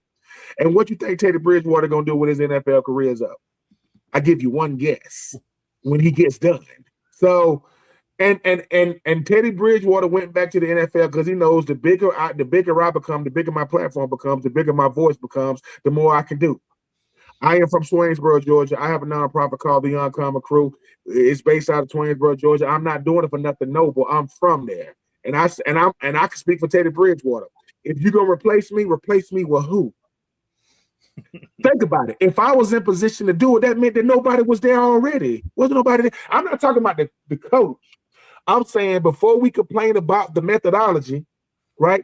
Check the method, though. Check how we're doing it. Ain't nobody else coming. We ain't doing it for look at me. No. If we say we all we got, we all we need, which is something I learned in my family and in football, it's either real or it's a slogan. It's more than a slogan over here. So shout out to Teddy Bridgewater. Shout out to all the coaches, all the Teddy Bridgewaters out there, whether we know you or not, keep doing what you're doing, whether they go pro or not. The biggest thing that shapes America is mentorship. Check the numbers. A kid that got a mentor through a coach, anything that keeps them. You want to cut down on prisons. You want to cut down on drug use. You want to cut down on criminality. Give them somebody to look up to. Give them something to aspire to. They got to breathe air like us. Not a car. Not money. Marv is a real person. Steve is a real person. Hey, Marv, you think I'm going to be all right? Yeah, man. And you know what the kid gonna say? Marv, just keep showing up, man. It ain't taking me to the game. It's I'm not used to male consistency that don't want nothing from me. That's all. So, congrats, Teddy Bridgewater. I will not be rooting for the Bucks though, Teddy Bridge. I love you, boy. I ain't doing that. But I will be rooting for you, sir. 100%, no doubt. That NFC South, hey, man, I got tied to them A-Town down boys, even though we got Kevin Stefanski as our coach. So we're talking about coaches, and then we're talking about jealousy and envy taking weird forms, right? So we got to talk about the biggest news that's come out in the last 24, 48 hours is that the report that Bill Polian had directed Hall of Fame voters to not vote for Bill Belichick, and it has already been confirmed that Bill Belichick did not receive the proper amount of votes to get into the Hall of Fame. This sounds weirdly familiar. Don't this sound like when the same Bill Polian was making sure that T.O. paid penance for not being a first ballot Hall of Famer, or am I mistaken? Now they did talk to Bill, and Tuesday night he denied telling fellow voters that Belichick should serve a 1-year penance for Spygate, but he had heard his fellow voters floated the idea, but he insisted that he didn't agree or disagree with the proposal. Polian said that he voted for Kraft, even spoke on his behalf during the deliberation, saying Kraft had no knowledge of Spygate scheme. Polian had added that he could not remember with 100% certainty if he voted for Belichick or not, saying he was 94% sure he voted for coach and player, most likely L.C. Greenwood. I was shocked to learn Bill didn't get when Polian said he deserves to be in the Hall of Fame. Let me say something. If less than 48 hours after you voted for somebody, you don't know within 100% certainty if you voted for him, if you're that senile, why should you have a vote anymore? Why? Now, we know Bill Polian absolutely has a horse in this race. He absolutely has a horse in this race. He was part of the Bills organization for a period of time where Bill Belichick was beating the brakes off of him. He was also a part of the Indianapolis Colts organization where Bill Belichick and Tom Brady were beating the doors off of him. They couldn't get him figured out. You can't sit there and tell me that he don't got a horse in this race and that he isn't having some type of situation where he's trying to make Bill Belichick pay some penance. If Bill Belichick has to pay some penance, then what's going to happen when Tom's available in what 3 years? Are you gonna make Tom Brady pay penance? Oh, that's ready. I'm gonna go first on this one. Y'all, Marv, you do know who Bill Polian is, right? You know what else he did other than this? This is the same Bill Polian that had everybody thinking that Lamar Jackson ain't nothing but a bona fide running back. This is the same dude. This is the same guy. He had everybody, man, this dude, why would you draft him?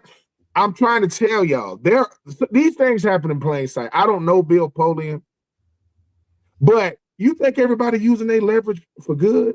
Why would you even listen to that kind of dumb stuff? Hey, don't vote him in. Who the hell is you? You got voted in, didn't you, Bill? Yeah, I got voted to the. Let me get this straight. You are in the Hall of Fame telling people not to vote in, arguably the greatest coach. But it ain't even the fact that he's saying it. It's the fact that they doing it. And this goes back to what we were saying, Steve, when it comes to the MLB. We think it's beat writers. No, it's anybody with a vote. These people like, hey, I didn't really like him back in the day, so I'm going to not vote him in.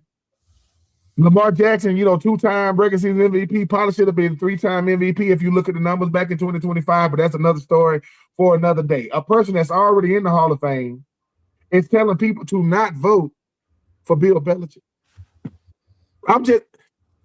That's why I say if the Bill Polians of the world get votes, let us have a vote. And don't get mad at how we vote. Because this petty stuff I do all I do to become a head coach, do what I did to be held out by a guy like this. Because he can influence the room. This is clown stuff happening in real time. And this is why people laugh. I do all this to do it just to get to my crowning achievement. And Bill Polian, keep it from Bill Polian. And just because you are a Hall of Famer for what you've done don't mean you the smartest, you the sharpest knife in the drawer now. That does not mean that. Because one, Bill Polian shouldn't have done it, and two, the people that follow this lead, that's the problem I got. Some stuff shouldn't even need a vote. Bill Belichick in. Let's move. Come on. Let's move on to somebody that need a vote for real. They ain't even. That's not a vote. That's Bill Belichick. Done. Okay. Send him his congratulations letter. What? Bill Polian like, no. Let's vote it. Before we vote though, I don't think we should put him in. Tell us why, Bill. Yeah. Tell us how stupid this is. So we could. That's dumb. I'm not calling Bill Polian dumb. I'm calling. This gesture stupid. That's why everybody's going. LeBron James weighing in on it. Even he knows this is dumb. What does waiting mean? Wait for what? Why isn't Marvin Powell, father in yet? Because of stupid stuff like this is what's happening. Yeah, I ain't really. He went to SC. I'm a UCLA guy. Shut the hell up, man. Man, this stuff is crazy. Bill Polian should not have this much influence in 2026. He shouldn't. And some of these guys that get a vote, they need to be stripped. They need to be limitations, and stuff like this should be disqualifications. That's just my opinion. I don't like it, but I'm happy that we figuring out who's doing it, because usually Marv and Steve, it happens, but we don't know who did it. Now we know who did it. Bill, man, find you something to do. Lamar Jackson proved you wrong every time you step on the field. Not that you matter. And now you keeping Bill Belichick. For what? Because you can. Craziness. Marvin.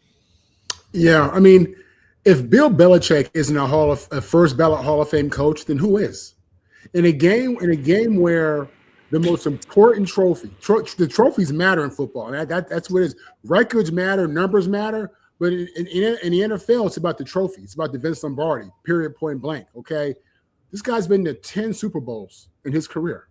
10. As a head coach, he's won 6. And as an assistant, he's won a couple as well.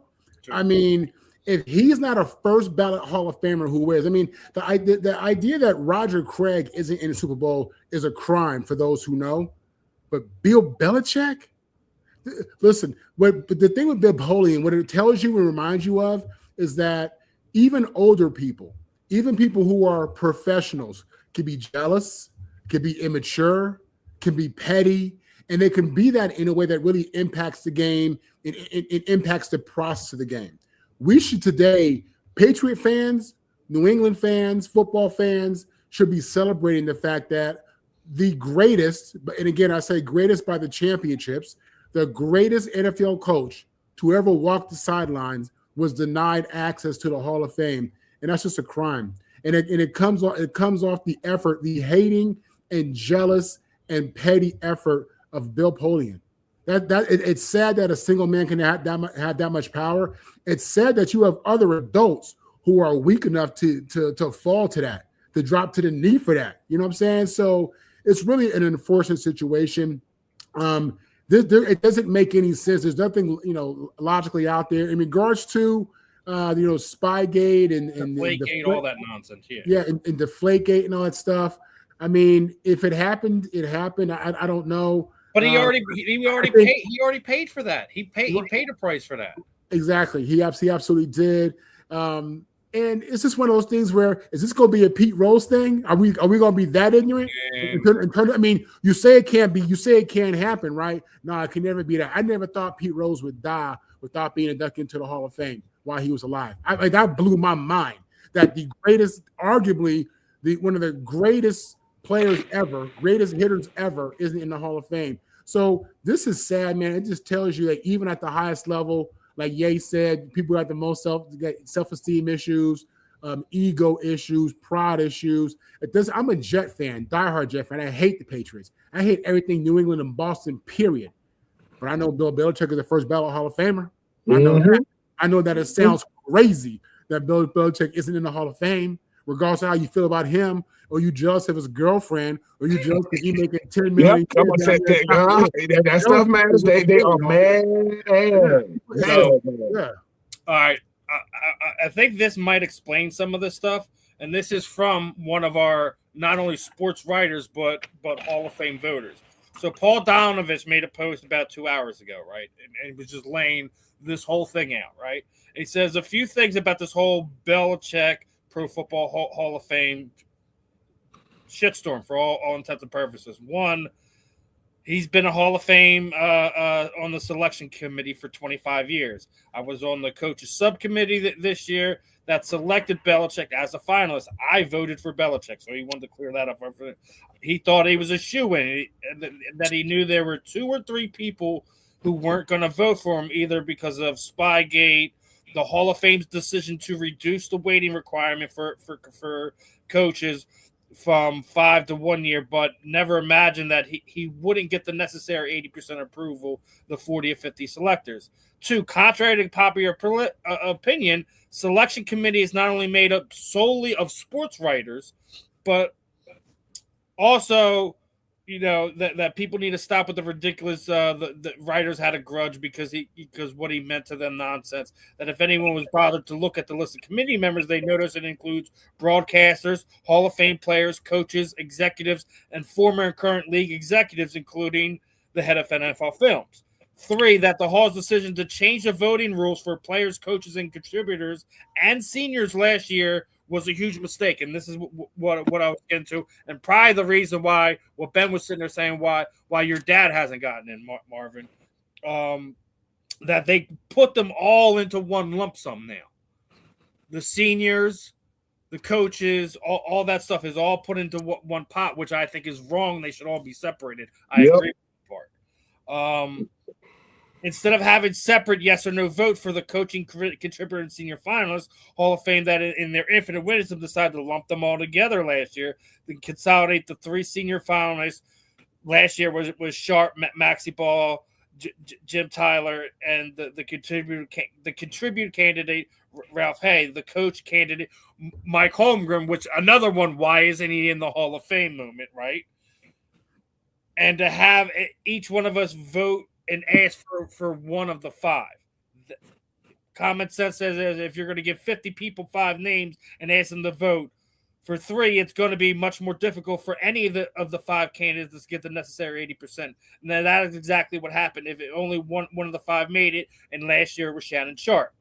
The same with the modern era players, the way we did it for years, that would thoroughly discuss through 15 finalists.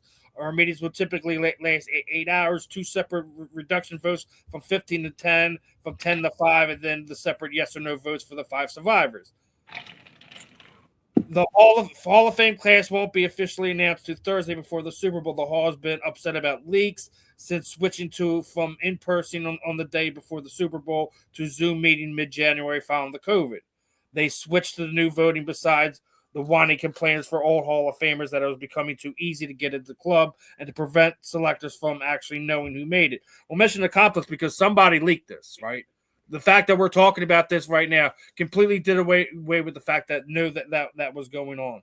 So what it means is the leak regarding Belichick didn't come from any of the selectors because none of us had any idea he didn't make the Hall of Fame. The leak was probably from someone in the Hall of Fame who was privy to the results and told somebody, maybe Belichick, who told somebody, and then his final words on that was "Get the hell off of my lawn."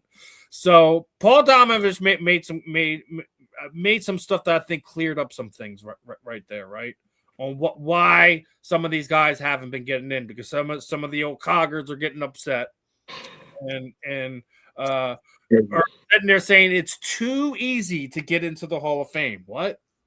No, it's not too easy to get the Hall of Fame. It sounds it sounds very convoluted, right? It sounds very like, number one, you give it. We never ever ask. Like, we go to doctors and we see physicians and we trust that, man, you got a PhD, right? Yeah, you practice in medicine, you a surgeon. We don't question that. We need to start questioning some of these decision makers and the decision making going behind how the Hall is being done.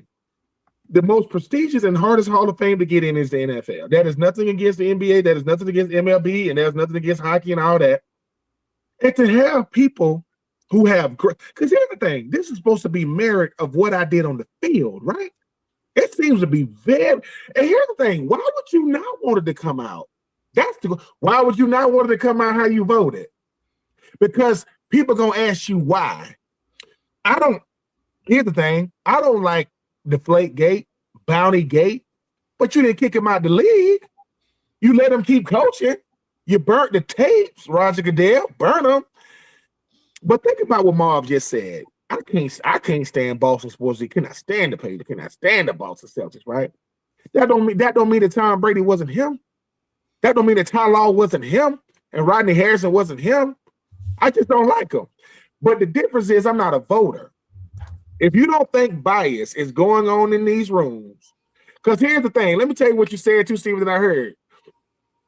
If we all put money in a pot to like pay for something and it's all cash, we don't know who put what. We really don't know. I mean, how much you could have put $1 in there, especially if it was already full. That's what's going on, and now they're getting found out, and I'm happy they're getting found out. The person who got to turn in that list looked at that list and said, Bill Belichick ain't getting it. Oh, no, bro, I'm leaking this. Bill Belichick, because it's crazy. It's crazy to think. So now when people go, why ain't Luke Kuechly get in? This is why. You see what I'm saying? Why ain't certain guys got it? So the Torrey Holst and the Reggie Waynes and the Roger Craigs of the world, they may never get in. Did you hear that? They may never get in. I don't think he was that good. Well, he was. Why? Because he's a Hall of Fame finalist. I was blessed to be in the Florida-Georgia game Hall of Fame. I didn't even know the Florida-Georgia game had a Hall of Fame until I got in. To those people that voted me in, thank you. I don't know you. I'll never meet you. But my name came up with all the quarterbacks, running backs, receivers, D linemen, and I got in. To whoever those people are, somebody fought for me in that room. Somebody did. And I got in. Here's the thing, right? When I got in, I'm not going to name them. I've had players reach out to me and ask me how I got in. They ain't saying I shouldn't. They saying, dude, how did you do it? As if I done sent somebody some money. Man, I don't even know where they vote for this at, bro. Like, I don't know. But they weren't wrong for not wanting to get in. I think it's wrong when somebody is invalidating my career who could never do what I did. Like, what? And people say, it ain't just the beat writers. You think that make it right?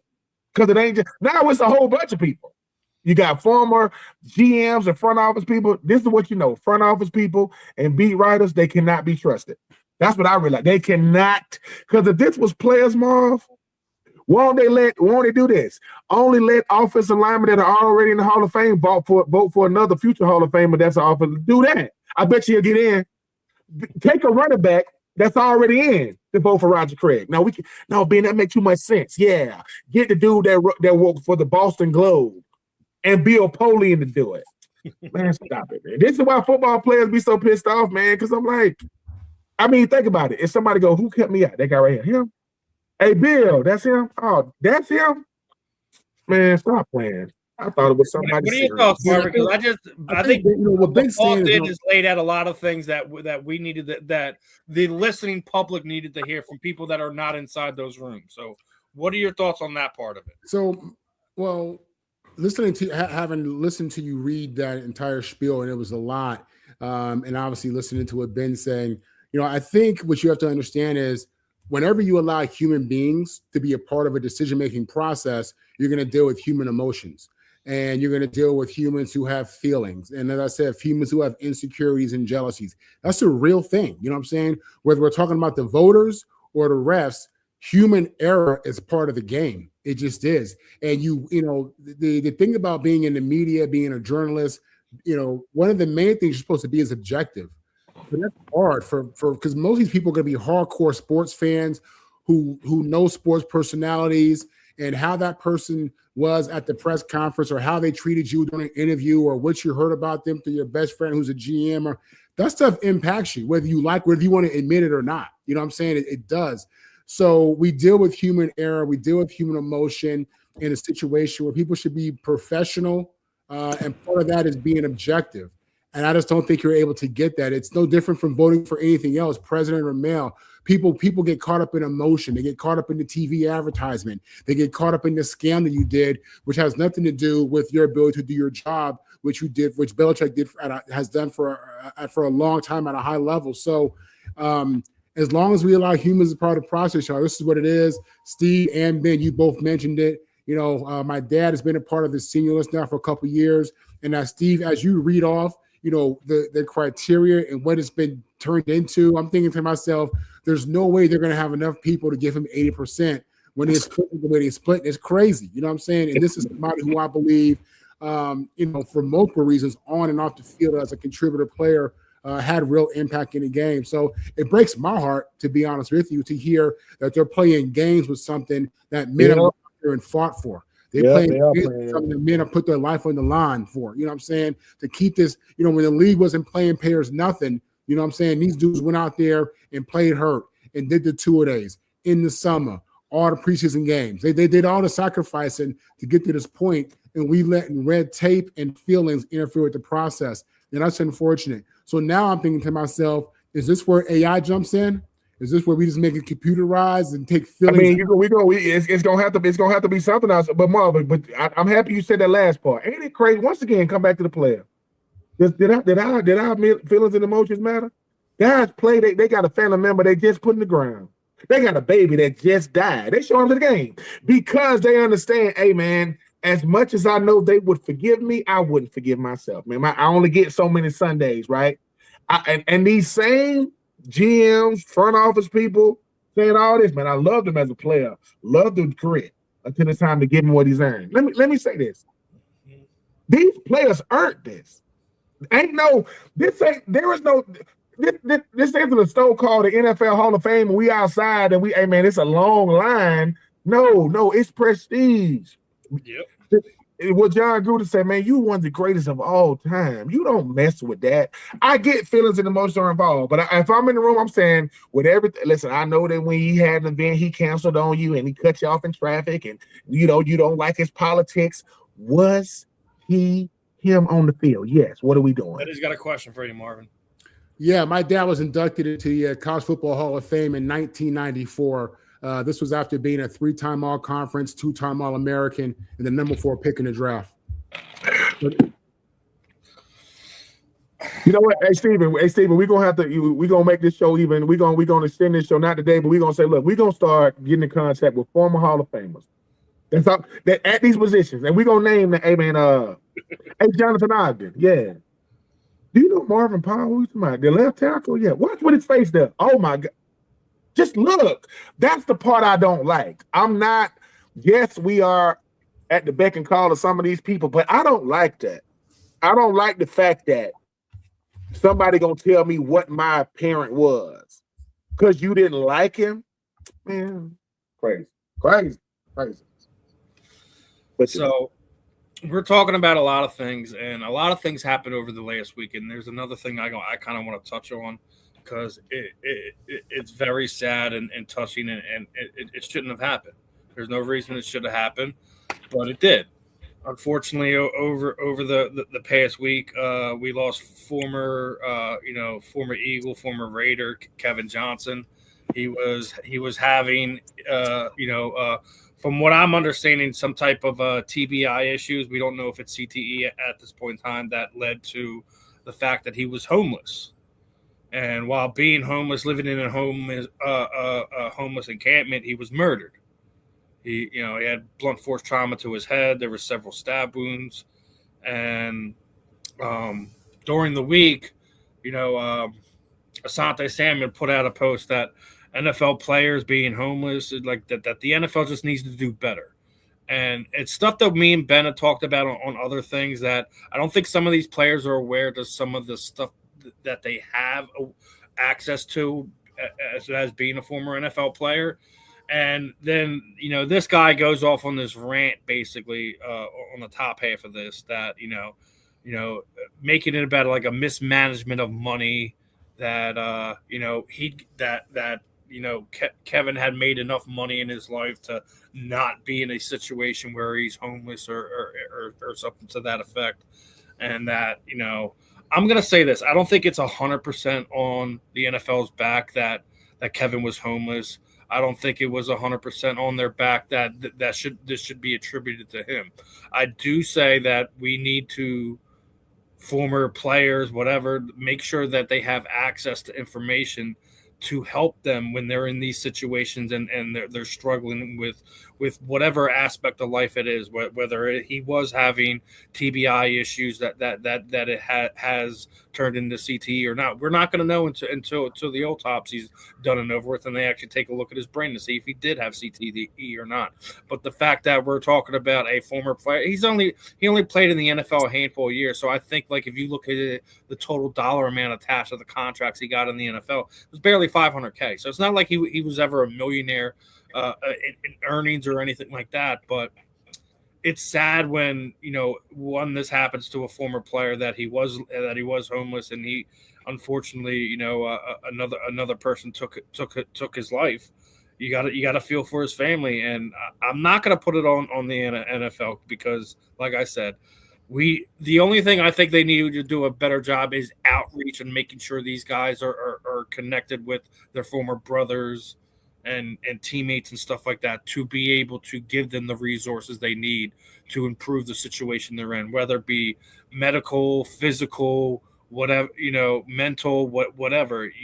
There has to be a better way than us, losing another brother of the Shield. I'm going to start off with Marvin on this one.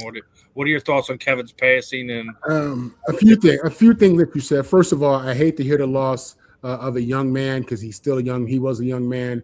When you look at how long life could be. I hate to see another former player that you hear about being homeless and obviously just being murdered and brutalized like that. My heart goes out to him and his family. Listen, where the NFL and these teams have failed the players is really more to me with the lack of information that they provide to players, specifically related to CTE head injury. The NFL has known about CTE and concussions for decades, okay? Yet they lied and didn't disclose the information to the player, which is bad on the doctors who were involved, bad on the team, bad on the league, okay? And we've seen with the latest settlement that's something that has been addressed. As it pertains to the NFL or teams, being accountable because these players are making so much money and the NFL or the teams aren't helping with that, I don't agree with that. Do you think that you think that when they hire surgeons, that these hospitals have programs for these guys to figure out money? You think when these guys hire sales hedge fund dudes or dudes who selling crypto, whatever it may be, that they have classes for you to manage your money? No, the player has to have a certain level of accountability, responsibility, to be honest with you. And the player's agent should be one of the main people pushing that whole process of financial education, putting people in place for you. Okay. I blame the NFL and I blame these teams for disclosing medical information that the players had a right to know, that because they didn't disclose it, it impacted other things in that player's life, and that player went on to have issues. That I blame them for. But I think I really think it's a good look for the NFL to want to do that for the player. It's a good look for them because you don't want to hear these stories. But at the end of the day, the player has to have responsibility. And I'm not talking about Kevin in particular, just in general. The player has to have responsibility. And hopefully you understand you're making lifetime money. At some point in that process, if you're able to get past year one, get past year two, because that's a hard thing. When you wild and fast, undisciplined, you don't get out of year one. You don't get out of year two. A lot of these dudes don't make it to year three. I didn't make it to year three. And primarily for lack of discipline, to be honest with you, even though I had a dad telling me right and wrong from the beginning. So no, I think that the players have to own some kind of accountability in regards to what they do with their money. And as they stay in the league and you continue these habits year after year, that's a problem. I can understand you going there first time getting this money, whatever, first year, first off season, whatever. And if you're lucky enough to survive through that and last, you got to catch on and do better than that. That's really what it comes down to. And yeah, it would be a good look for the NFL to make sure that there aren't all these stories of players going broke, going homeless.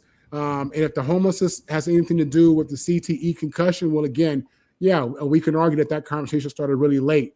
But yeah, I hate to see it with this young player here, with this young man lost his life. You hate to hear these stories. The reality is you do have these stories out there, but you also have a plethora of stories of guys who've done it the right way, who've done the right thing. You don't hear about those enough. You don't. You would think that all NFL players are this and that. And it's just that's not the case. I think these brothers are doing much better today than generations before them, but we don't celebrate the good stories because they're not as salacious. They don't sell as much. People don't want to hear that. They want to hear the stereotype repeated. And unfortunately, there are some of those still out there. So sad story, man. I hate to hear it. And, I encourage my NFL brothers to do better in terms of how they live their lives, how they spend their money, and just not making the same mistakes twice. Yeah, I agree. I mean, it's unfortunate. I mean, most football players, I mean, we either play with each other or never knew each other. I think sometimes people hear something happen to a football player, assuming we all know them. I mean, we're about as different as football players as we are as people. So when we hear about it, it's unfortunate. But I do agree with something Marvin said. When you hear these stories, they are the exception. They are not the rule. Because if it was the rule, the NFL couldn't survive. They couldn't survive now. Does the NFL do a good job of making sure people understand? Yeah, they do. But football players and as men, we hard-headed now. Just because it's help out there don't mean you're going to do it. Just because it's resources out there don't mean you're going to seek it. And sometimes when you are a former professional athlete, you ain't used to going and doing the thing you need to do, and that's ask for help. It makes you telling yourself, oh, they going to think of this, they going to think of that. No, they going to know you need. I can't assume you need anything if you don't say anything. But it is still unfortunate. It is. Because just because I'm a good football player don't mean I'm good at life. Just because I can run around and do some stuff, that don't make me a good decision maker. And I am not talking about Kevin in general. I'm saying every time we see this, yes, I do think the NFL tries to do things to try to help, but that's a lot of players scattered all across the country, man, that all got different needs and wants and desires, and it's going to be hard to please them. Now, are they continuously having things? Yeah, but, I always think about the family members who have to live through this, who have to see, look, we were trying to help them. Because we only get what happened. We don't get the sequences of how it led up to it. He was in a homeless shelter. He got killed. All right. How did he, you see him? That's a story, but what's the backstory? It's a lot. He was 55 years old. So he was out of the NFL a long time. That's a lot that happened. And let me say this. $1 million is only transformational money if you use it right. You got to use it right. And that's financial literacy is one of the biggest things. The one thing that my father told me, who never made $1 million, man, said, man, you got to get that young man out your system. I mean, you got to grow up. You got to let that it's just stuff. When we're talking about what people do with their money, we're talking about bad decisions. I had 5 cars at one time. My daddy said, boy, you ain't got but 2 feet. That's perspective. That's coming from a person that can't afford it. And sometimes we like what comes with the sport, not the sport, what comes with it. I want to look a certain way, be a certain way. But my cousin said something. He said, Troupe, if you drive a Camry and I drive a Camry, it looks different because you in it. See, they don't believe that. You don't got to get this stuff. It's just stuff. And once again, it's a bigger conversation need to be had, but I'm praying for Kevin's family because you always leaving something behind. And these people are going to be asked questions that they probably had nothing to do with, right? So I'm thinking about that, but we as grown men, Stephen, no one told you how to be a grown man and a father. We have to figure it out. Well, too much is given, much is required, man. If you want what comes with the NFL, man, don't complain about it when you get it. It's a lot to come with it. And everybody wants the money, man, but it's just money. Find a way to do right. Find you something that don't take all your money, and find you something that make money.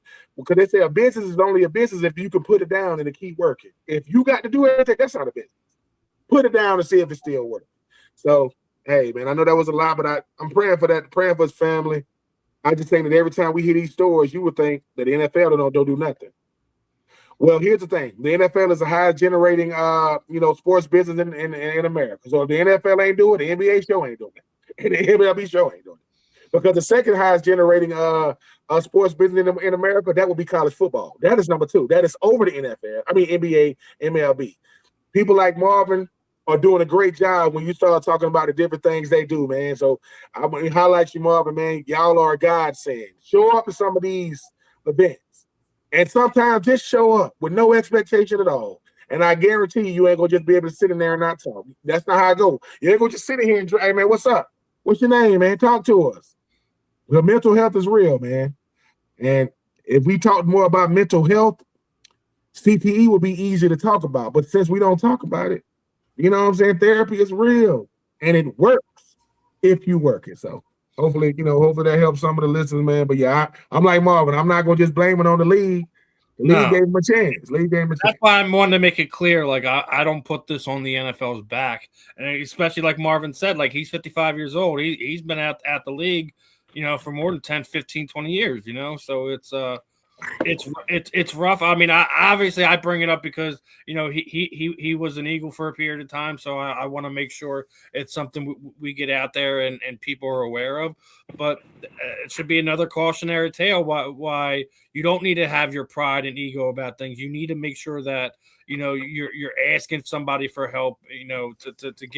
To help put yourself back on the right path to get yourself out of the situation that he found himself in, and unfortunately lost his life because he was living in a homeless encampment, not not with family, not with friends or anything in between. So another cautionary tale in life. I know we're getting close to up against the end of it here. I want to kind of get through a couple more of these topics, so we're just going to go a little bit over 2 hours today. So one of the things I wanted to get to, and I know Marvin wanted to talk about this, is Sam Darnold winds up punching his ticket this past weekend. He is the first one from that 2018 quarterback class that had Baker Mayfield, Lamar Jackson, Josh Allen. Technically, it's his second trip because he was also on the 49ers team that went in 2023. So I know you got the USC love flowing for Sam Darnold. I know part of you is kind of hurting as well because it's now official, right? You leave New York. Because Saquon made the Super Bowl last year. You leave New York, you go to another team, you get a Super Bowl trip. So I know it's a little bit of a sting, but let's start off with Marvin on this. Like, how excited are you for Sam Darnold? Because this is a very winnable Super Bowl for Sam. He doesn't even have to be Superman. He just has to not cost him the game. And I think the Seattle Seahawks have a very, very good chance of beating the New England Patriots in 2 weeks. What are your thoughts, Marvin? Yeah, listen, Sam Darnold is the first USC Trojan to ever start a Super Bowl, and that's remarkable when you think we've been playing football since 1880, and we've had almost 500 players reach the NFL. He's the first quarterback ever to do it, and what it tells you is that as it pertains to like evaluating quarterbacks, evaluating players, it's a crapshoot. And these NFL teams have no idea what the hell they're doing. Sam Darnold was the number 3 pick in the draft for the New York Jets. I'm going to be honest with you. Considering that there wasn't a bunch around him, he didn't play bad. To me, he didn't play bad enough to drop him after drafting him number 3. Then we see him in Carolina, and we see him in Minnesota. Minnesota, he looked great. This year, he had a good year in Seattle. Obviously, he's headed to the Super Bowl. But it just tells you, man, it's a crapshoot with these players. And it's all about fit. It's all about the leadership. It's all about the organization who drafts you, if they know what the hell they're doing with you, what they have around you. Do they have a plan for you? And a lot of times they don't. And we see these quarterbacks who we would label busts. Oh, he's a bust. He bounced around 3 or 4 teams. He's nothing. No.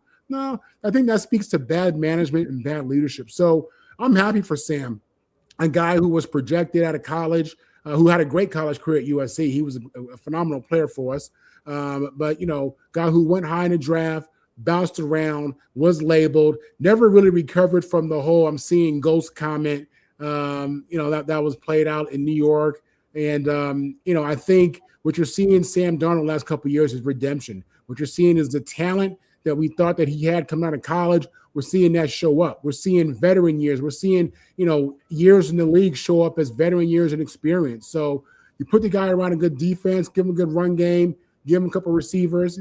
Wow, now we're in the Super Bowl. Really solid player, and I'm looking forward to him going out there and having a great game. Ben, your thoughts? Not surprised. I think Marvin just hit it on the head. Everybody thinks just because the team that drafted you and you become a franchise quarterback that you're not a good quarterback. That's not true. How many quarterbacks never even make it to an AFC, NFC championship game? Most of them. How many quarterbacks never make it to a Super Bowl? A bunch of them, right? I know they want to talk about Baker Mayfield and Lamar Jackson. They want to talk about Josh Allen and Justin Herbert and all these guys that came before him. RG3 was talking about how this guy made it to a Super Bowl before all these players. And somebody said, and before you too, RG3, don't leave yourself out. See that? He made it before you. Sam Darnold went to the Jets. The last Jets quarterback that was successful was another USC quarterback by the name of Mark Sanchez, went to back-to-back AFC championship games with Rex Ryan. It is hard to win. That's all Sam Darnold showed is if it's hard to win in the NFL, and I play the hardest position in sports, you would think I would get some credit for that. But I don't. We so ready to put that bus tag on the play. Like, bus?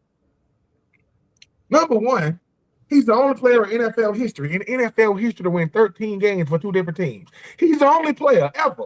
Not Joe Montana, not Tom Brady, not Peyton Manning, not Drew Brees.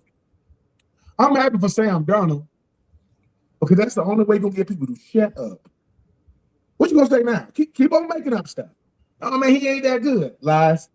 Ask Justin Jefferson how much he missed Sam Darnold. Mm-hmm. Ask Jordan Addison and TJ Hawkinson. Ask them because they thought, oh, yeah, man, we put the young boy in that. No.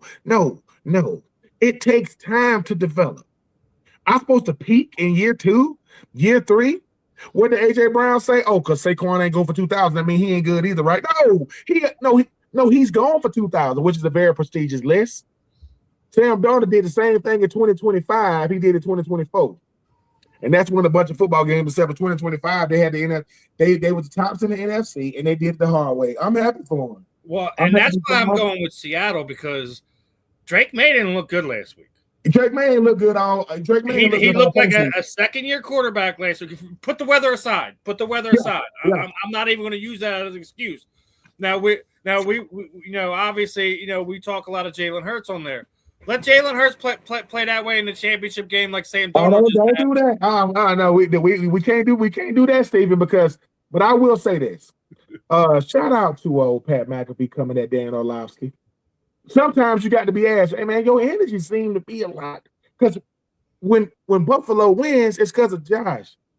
And if Buffalo loses and Josh plays bad, nah, man, get off of Josh. We have already decided who we're gonna crown a hero, right? And I think what Sam Darnold does, Sam Darnold to me is just like a Jalen Hurts. These ain't no, not this one. That's the wrong one. This ain't the one I order. Dude, what you order? I ordered the Herbert. I ordered the Allen or the Burrow. No, man, we was back there for all day. Ain't none of them back there. The only thing back there is a Darnold and a Drake May dog. That's it. You say you want the Super Bowl quarterbacks, right? Yeah. Dude, go back in the back and pull out that box. And that's what no one wants to say. That's why the NFL ain't scripted. Because if it was scripted, do you think it would be Drake May versus Sam Darnold? If the NFL was scripted, no, people. So Sam Darnold, keep doing what you're doing. Like I say, Sam, I am Darnold. I'm always gonna say you look like the villain off of The Incredibles, and I love it. Love it, love it, love it, love it, love it. And here's what they ain't ready for too. Sam Darnold wins MVP. Then what they gonna say? Because guess who we got a better resume than right now? We talking about just what it means to be a quarterback. Got a better resume than Phillip Rivers. Phillip Rivers never went to no Super Bowl. And he's up to be head coach of the Buffalo. Sam, do your thing, sir. I'm rooting for that man. I'm going to give you reason number 2 why I'm excited for Seattle and why I hope they win the Super Bowl. Is there just another reason to piss off the Dallas Cowboys? Because remember, we were talking about this earlier in the year. Remember Ben, when Michael Parsons was calling him a hater and it was clown talk and something like that because he adopted Seattle and he basically said, I'm never going to win a Super Bowl here. So he went to Seattle and guess what? Not only is he made it to the NFC Championship game, but he's playing in the Super Bowl this year, the very first year that he leaves. Yeah, hey, he said he called it. I mean, D-Law wasn't saying nothing we all don't know about Dallas, right? Michael was in his feelings, not even realizing he ain't even a freaking Cowboy now either. But D-Law saying, look, man, I'm going to a culture-driven team, not a brand-driven. The biggest brand and probably the biggest brand in sports is the Cowboys. And there ain't nothing wrong with it. Jerry Jones is always on brand. Brands ain't winning championships. Cultures are. Culture's winning championships. So he said, I'm out here with a culture. And if you've ever been somewhere that has a culture, it don't take long. You can smell it. You can feel like, God, dog, I was with the Raiders when we had Lane Kiffin. And if I know what a culture is, I know what a culture is not. See, I know this ain't it. This ain't it. Marv, you never been somewhere with the missus. Steve, you never been somewhere with the missus, and you go, baby, did we order this? This ain't how I look on the pamphlet. Ben, to your point, when I was in New Orleans in '99, at one point we were 1-8. And I felt like nobody in the building cared. I kid you not. Okay. That's really how I felt. The next year, I was traded to Green Bay. Brett Favre's coming off his third MVP. I walked into that building. It was a whole nother world with the energy. And it was night and day. And I felt it the moment I walked in. This place is different than where I just came from. Kid you not. So what Ben's saying about culture is real, man. It's a very real thing. Look, Steve, I know you was talking about Drake May not playing good. I expect, one of the X factors here, Josh McDaniels, man. Josh McDaniels is an X factor. I expect him to get this board right. I'm expecting a good Super Bowl, Steve. Ben, I am. I'm expecting a good Super Bowl. I didn't say that. I just I like the veteran here over the year two guy. Doesn't mean that I don't think that Drake May is not a up and coming quarterback. It doesn't mean that I don't think that Drake May will not find himself back in the position to potentially win a Super Bowl. I just think it's a bad fit. I think that Seattle defense is for real. They make turnovers. They make it very uncomfortable for quarterbacks. I think he's going to be in a situation where he's going to bail out on plays, and Seattle's going to make him pay for it. I see it's going to be like a 27-17 Super Bowl win for Seattle. They avenge the Malcolm Butler interception, and Seattle gets. Oh, that's right. Yeah, that was what 2014. That 2014. Listen, I think it's just meant for Seattle to win it this year. Sam Darnold is a big piece of that, but that defense is legit. Oh no! Leonard Williams and Ernest Jones and Tariq. You got to stop getting unsportsmanlike. No, the matchup is going to be Christian Gonzalez and JSN. Ooh, that's going to be must-see TV because you're going to have to throw it to him. I don't know if you're going to throw it to him a lot, but I think the X factor in the Super Bowl is a guy that really hasn't really played as well. It's the last time Cooper Kupp was in the Super Bowl. He was Super Bowl MVP, but he was wearing Rams colors. Now he's back. And the Seattle Seahawks. And there is something, if culture is one thing, experience is everything. If you've done it, right? Because Jared Goff, if you can remember, when they played New England, they lost 13-3. Cooper Kupp was hurt. They scored 3 points. You fast forward, they back in the Super Bowl, same Sean McVay. Only this time you got Matthew Stafford. They win the Super Bowl because Odell Beckham probably would have won MVP had he not got hurt. But I think it's going to be a good Super Bowl. Mike Vrabel, see what happens Tennessee when you have good coaches. You keep them. That's what don't get me started, man. I'm trying to tell you, good teams are good teams because they make good decisions. Great teams are great teams because they make the right decision. Great teams make the right decision. And look, I want Sam Darnold to get that thing because I know what it's like. People always got something to say. Like, people ain't rooting for you the way they think. I say Sam Darnold is saying, I thought I wasn't that good though. Because I was saying I was seeing ghosts and all that. I'm only telling the truth, right? Well, how many quarterbacks have been good for the Jets since I left? It's hard. You got to get that. But before the culture gets right, you can't expect that player to be right. And you can't expect the player to do it. Give me something to work with and watch what happens. Every quarterback that is successful has 2 things in common: culture and a coach. Every last one of them got a culture and a coach. Then you do the quarterback. Give me coach, give me quarterback, give me team, give me scheme, and watch us go out there and glean. Watch what we do if you give us all that. So, hey, man, I ain't a Trojan fan, but I can root for Sam Darnold, baby. I can root for them boys. Mr. Black Cleats himself. Y'all boys with the black cleats right out there, right? Y'all with the Trojan colors with the black cleats right, Marv? Okay, just making sure. Just making sure. Do it. That's how you do it. Listen, I think it's going to be a fun Super Bowl. I know it's not going to be the sexy one. I know Bad Bunny's already causing problems. Apparently, he's going to wear a dress for the halftime show. I don't know if I'm going to listen. If you didn't want to be crazy, you should have left him alone. You should have left him alone. I am going to leave it alone. I'm not going to. No, not you, Steven. Not you, Steven. I'm saying they keep poking that man. telling him, don't nobody want to hear no Spanish. I'm Puerto Rican. I don't want to hear all that. What? What? You don't want to hear that? No. What you mean? I'm Irish, man. I drink beer. No, we don't want to see all that. What? Really? Ain't that crazy? They telling you to do exactly what your culture say you are. Don't do that. Disrespectful. Hey, man, you shouldn't have booked him. Right. Two more that I want to really get to. It's a rough one right here. Allen Iverson had been signed to do an event in Australia, and apparently showed up 2 hours late. Security was telling family he's having a bad day. He actually didn't want to come out at all. Refused to allow parents in the room during the meet. Refused to sign any jerseys or memorabilia. He did not speak to the children. Kept his hands in his pockets during photos. Didn't smile. One family reported they drove over 6 hours to the event, describing Iverson as having zero interest in being there. And actually, former NBA player and Australian player Andrew Bogut had brought his family there. And basically didn't leave any stone unturned for that one, and said, he's an absolute, it's bleeped out here, but I think he's a shit human for this. I don't know. Like I get sometimes like you get overbooked for things, and you may be going through some stuff personally, or sometimes reschedule the event, cancel the event, do something like this. Don't put yourself in a position where you're going there and you're just completely detached from the situation and totally uninterested. Ben, I'm gonna start with you because you've been to sign events. Listen, we're humans at all the same time. If you're overbooked at that, you're over. You just said it. We're right. We're humans. Now hold on. We know that something really happened, right? Like you think AI went that far to be salty? No, something happened.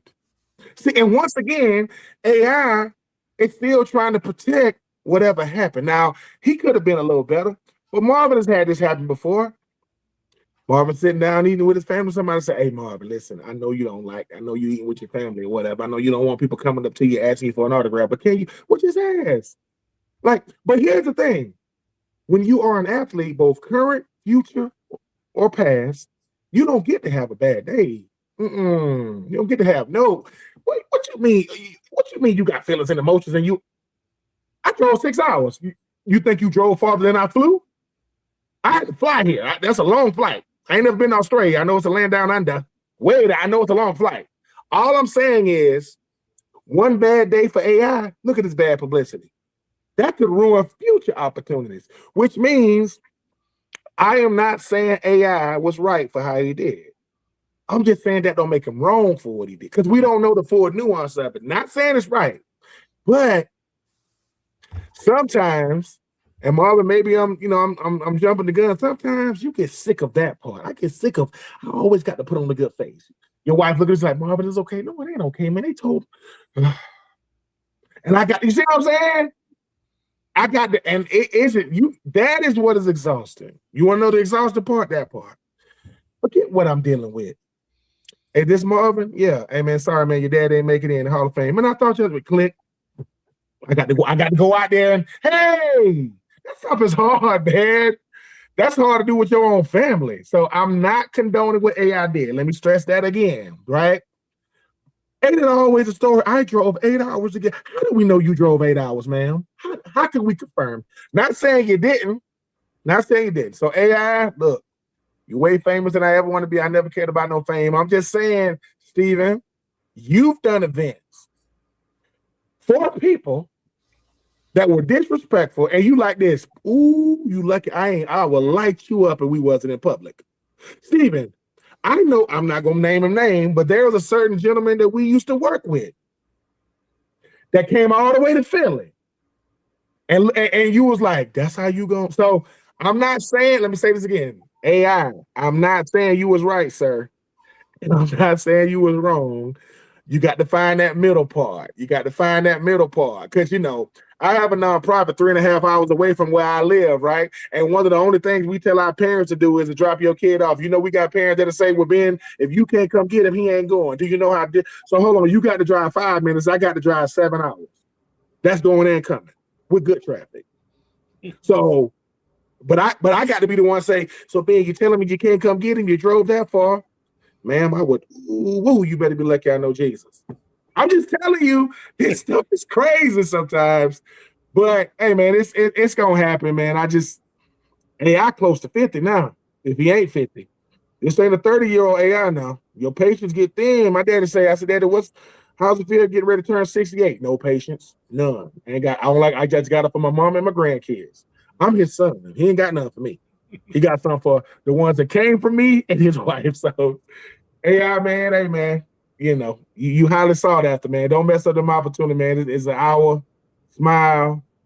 They probably asked him to do some stuff. So AI, do your little crossover. I guarantee you, it's a lot more to it. Do your little crossover. AI, I ain't doing it.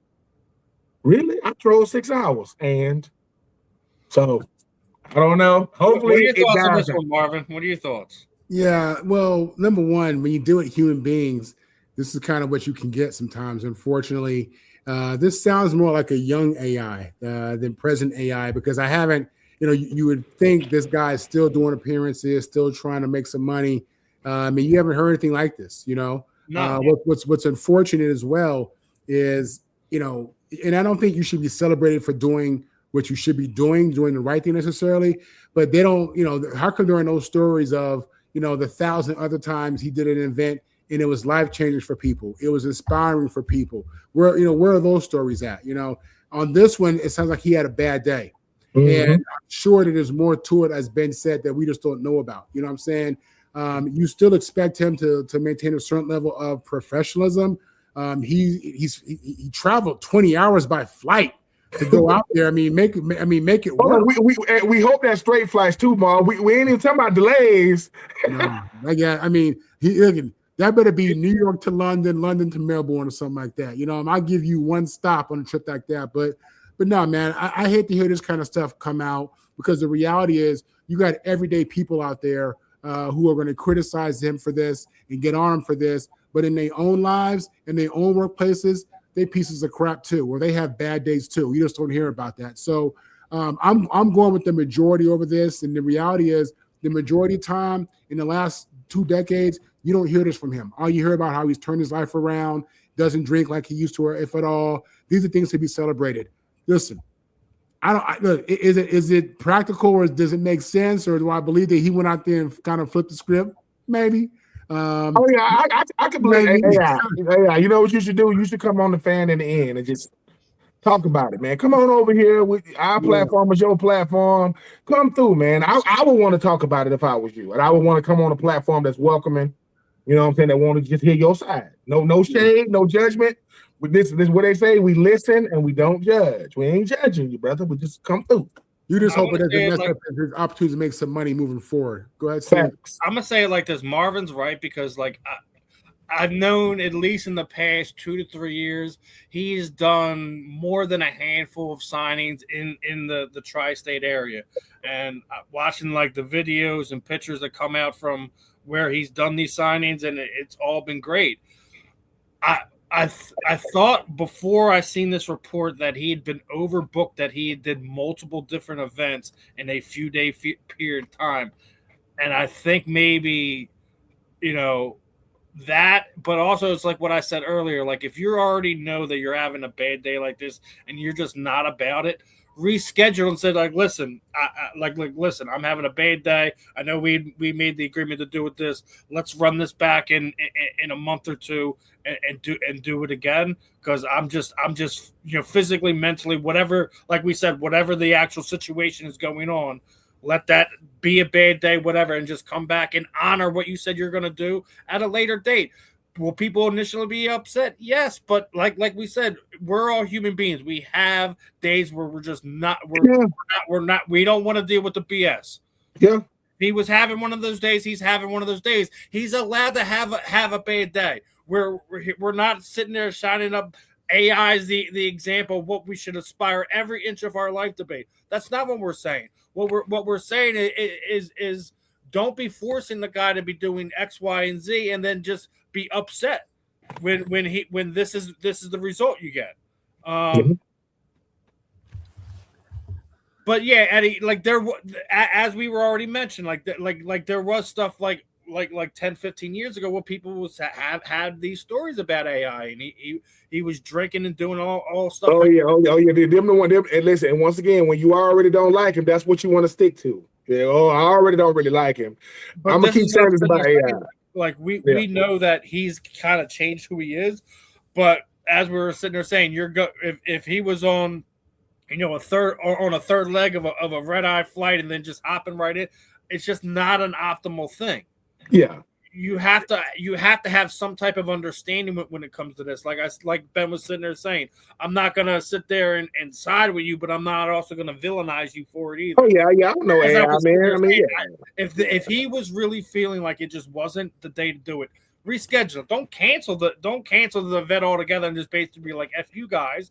Say like, listen, this is just not working for me today. Like let's reschedule this a month from now, 2 weeks, whatever. Just so you can kind of reset yourself and go and show up in the way that you want to.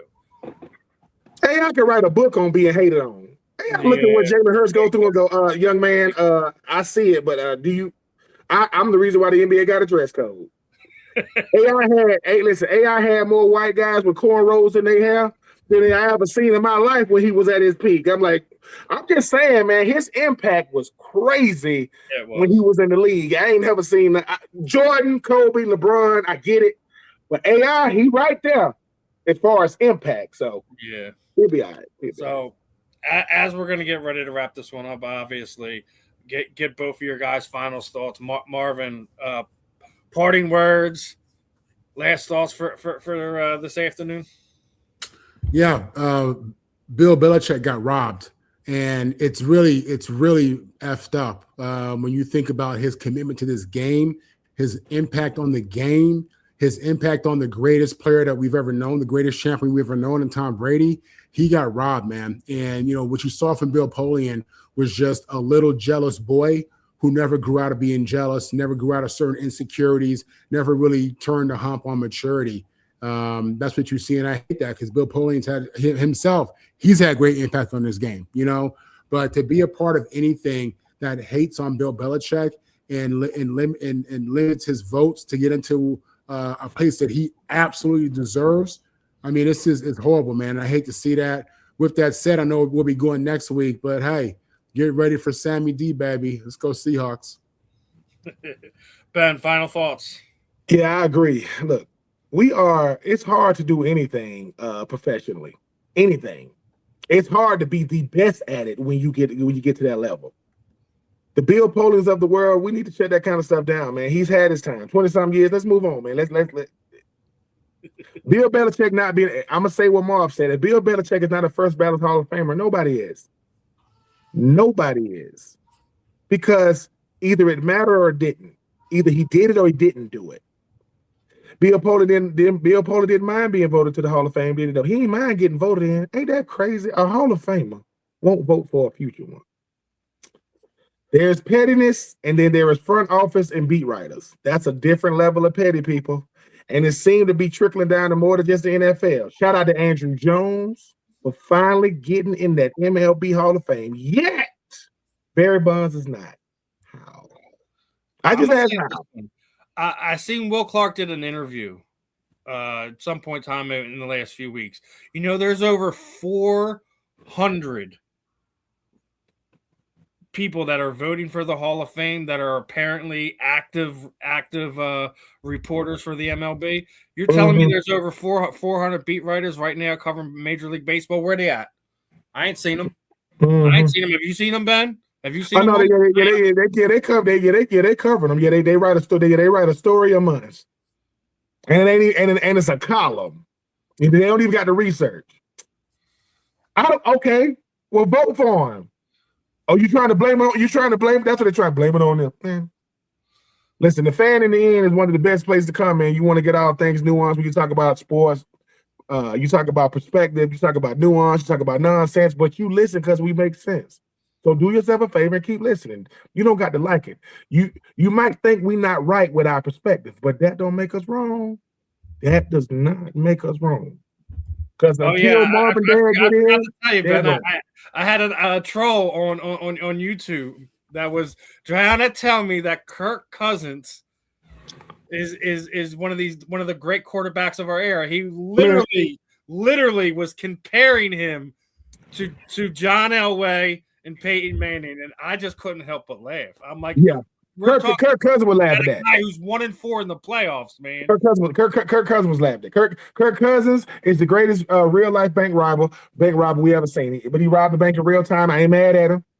That man made $90 million in 2025. No, 2024. So. Oh man, I gotta send you the screenshots of that Ben just laugh. I was laughing at this guy, man. I'm like, just really, we're having. I guess we are having this conversation. So it's all good. Hey man, listen. They listening to you. They listening. We well into the overtime period. I know you guys got to get ready with your afternoons. So with that being said, appreciate everyone for tuning in. Appreciate Liam for his time today. As always, appreciate Eddie Prather in the chat. But we got to go and we will see you guys in a few more hours for Inside the Pigskin. So I'm Steve. He's Ben. That's Marvin. This was another episode of The Fan in the End. We'll catch you later, guys. Peace on out.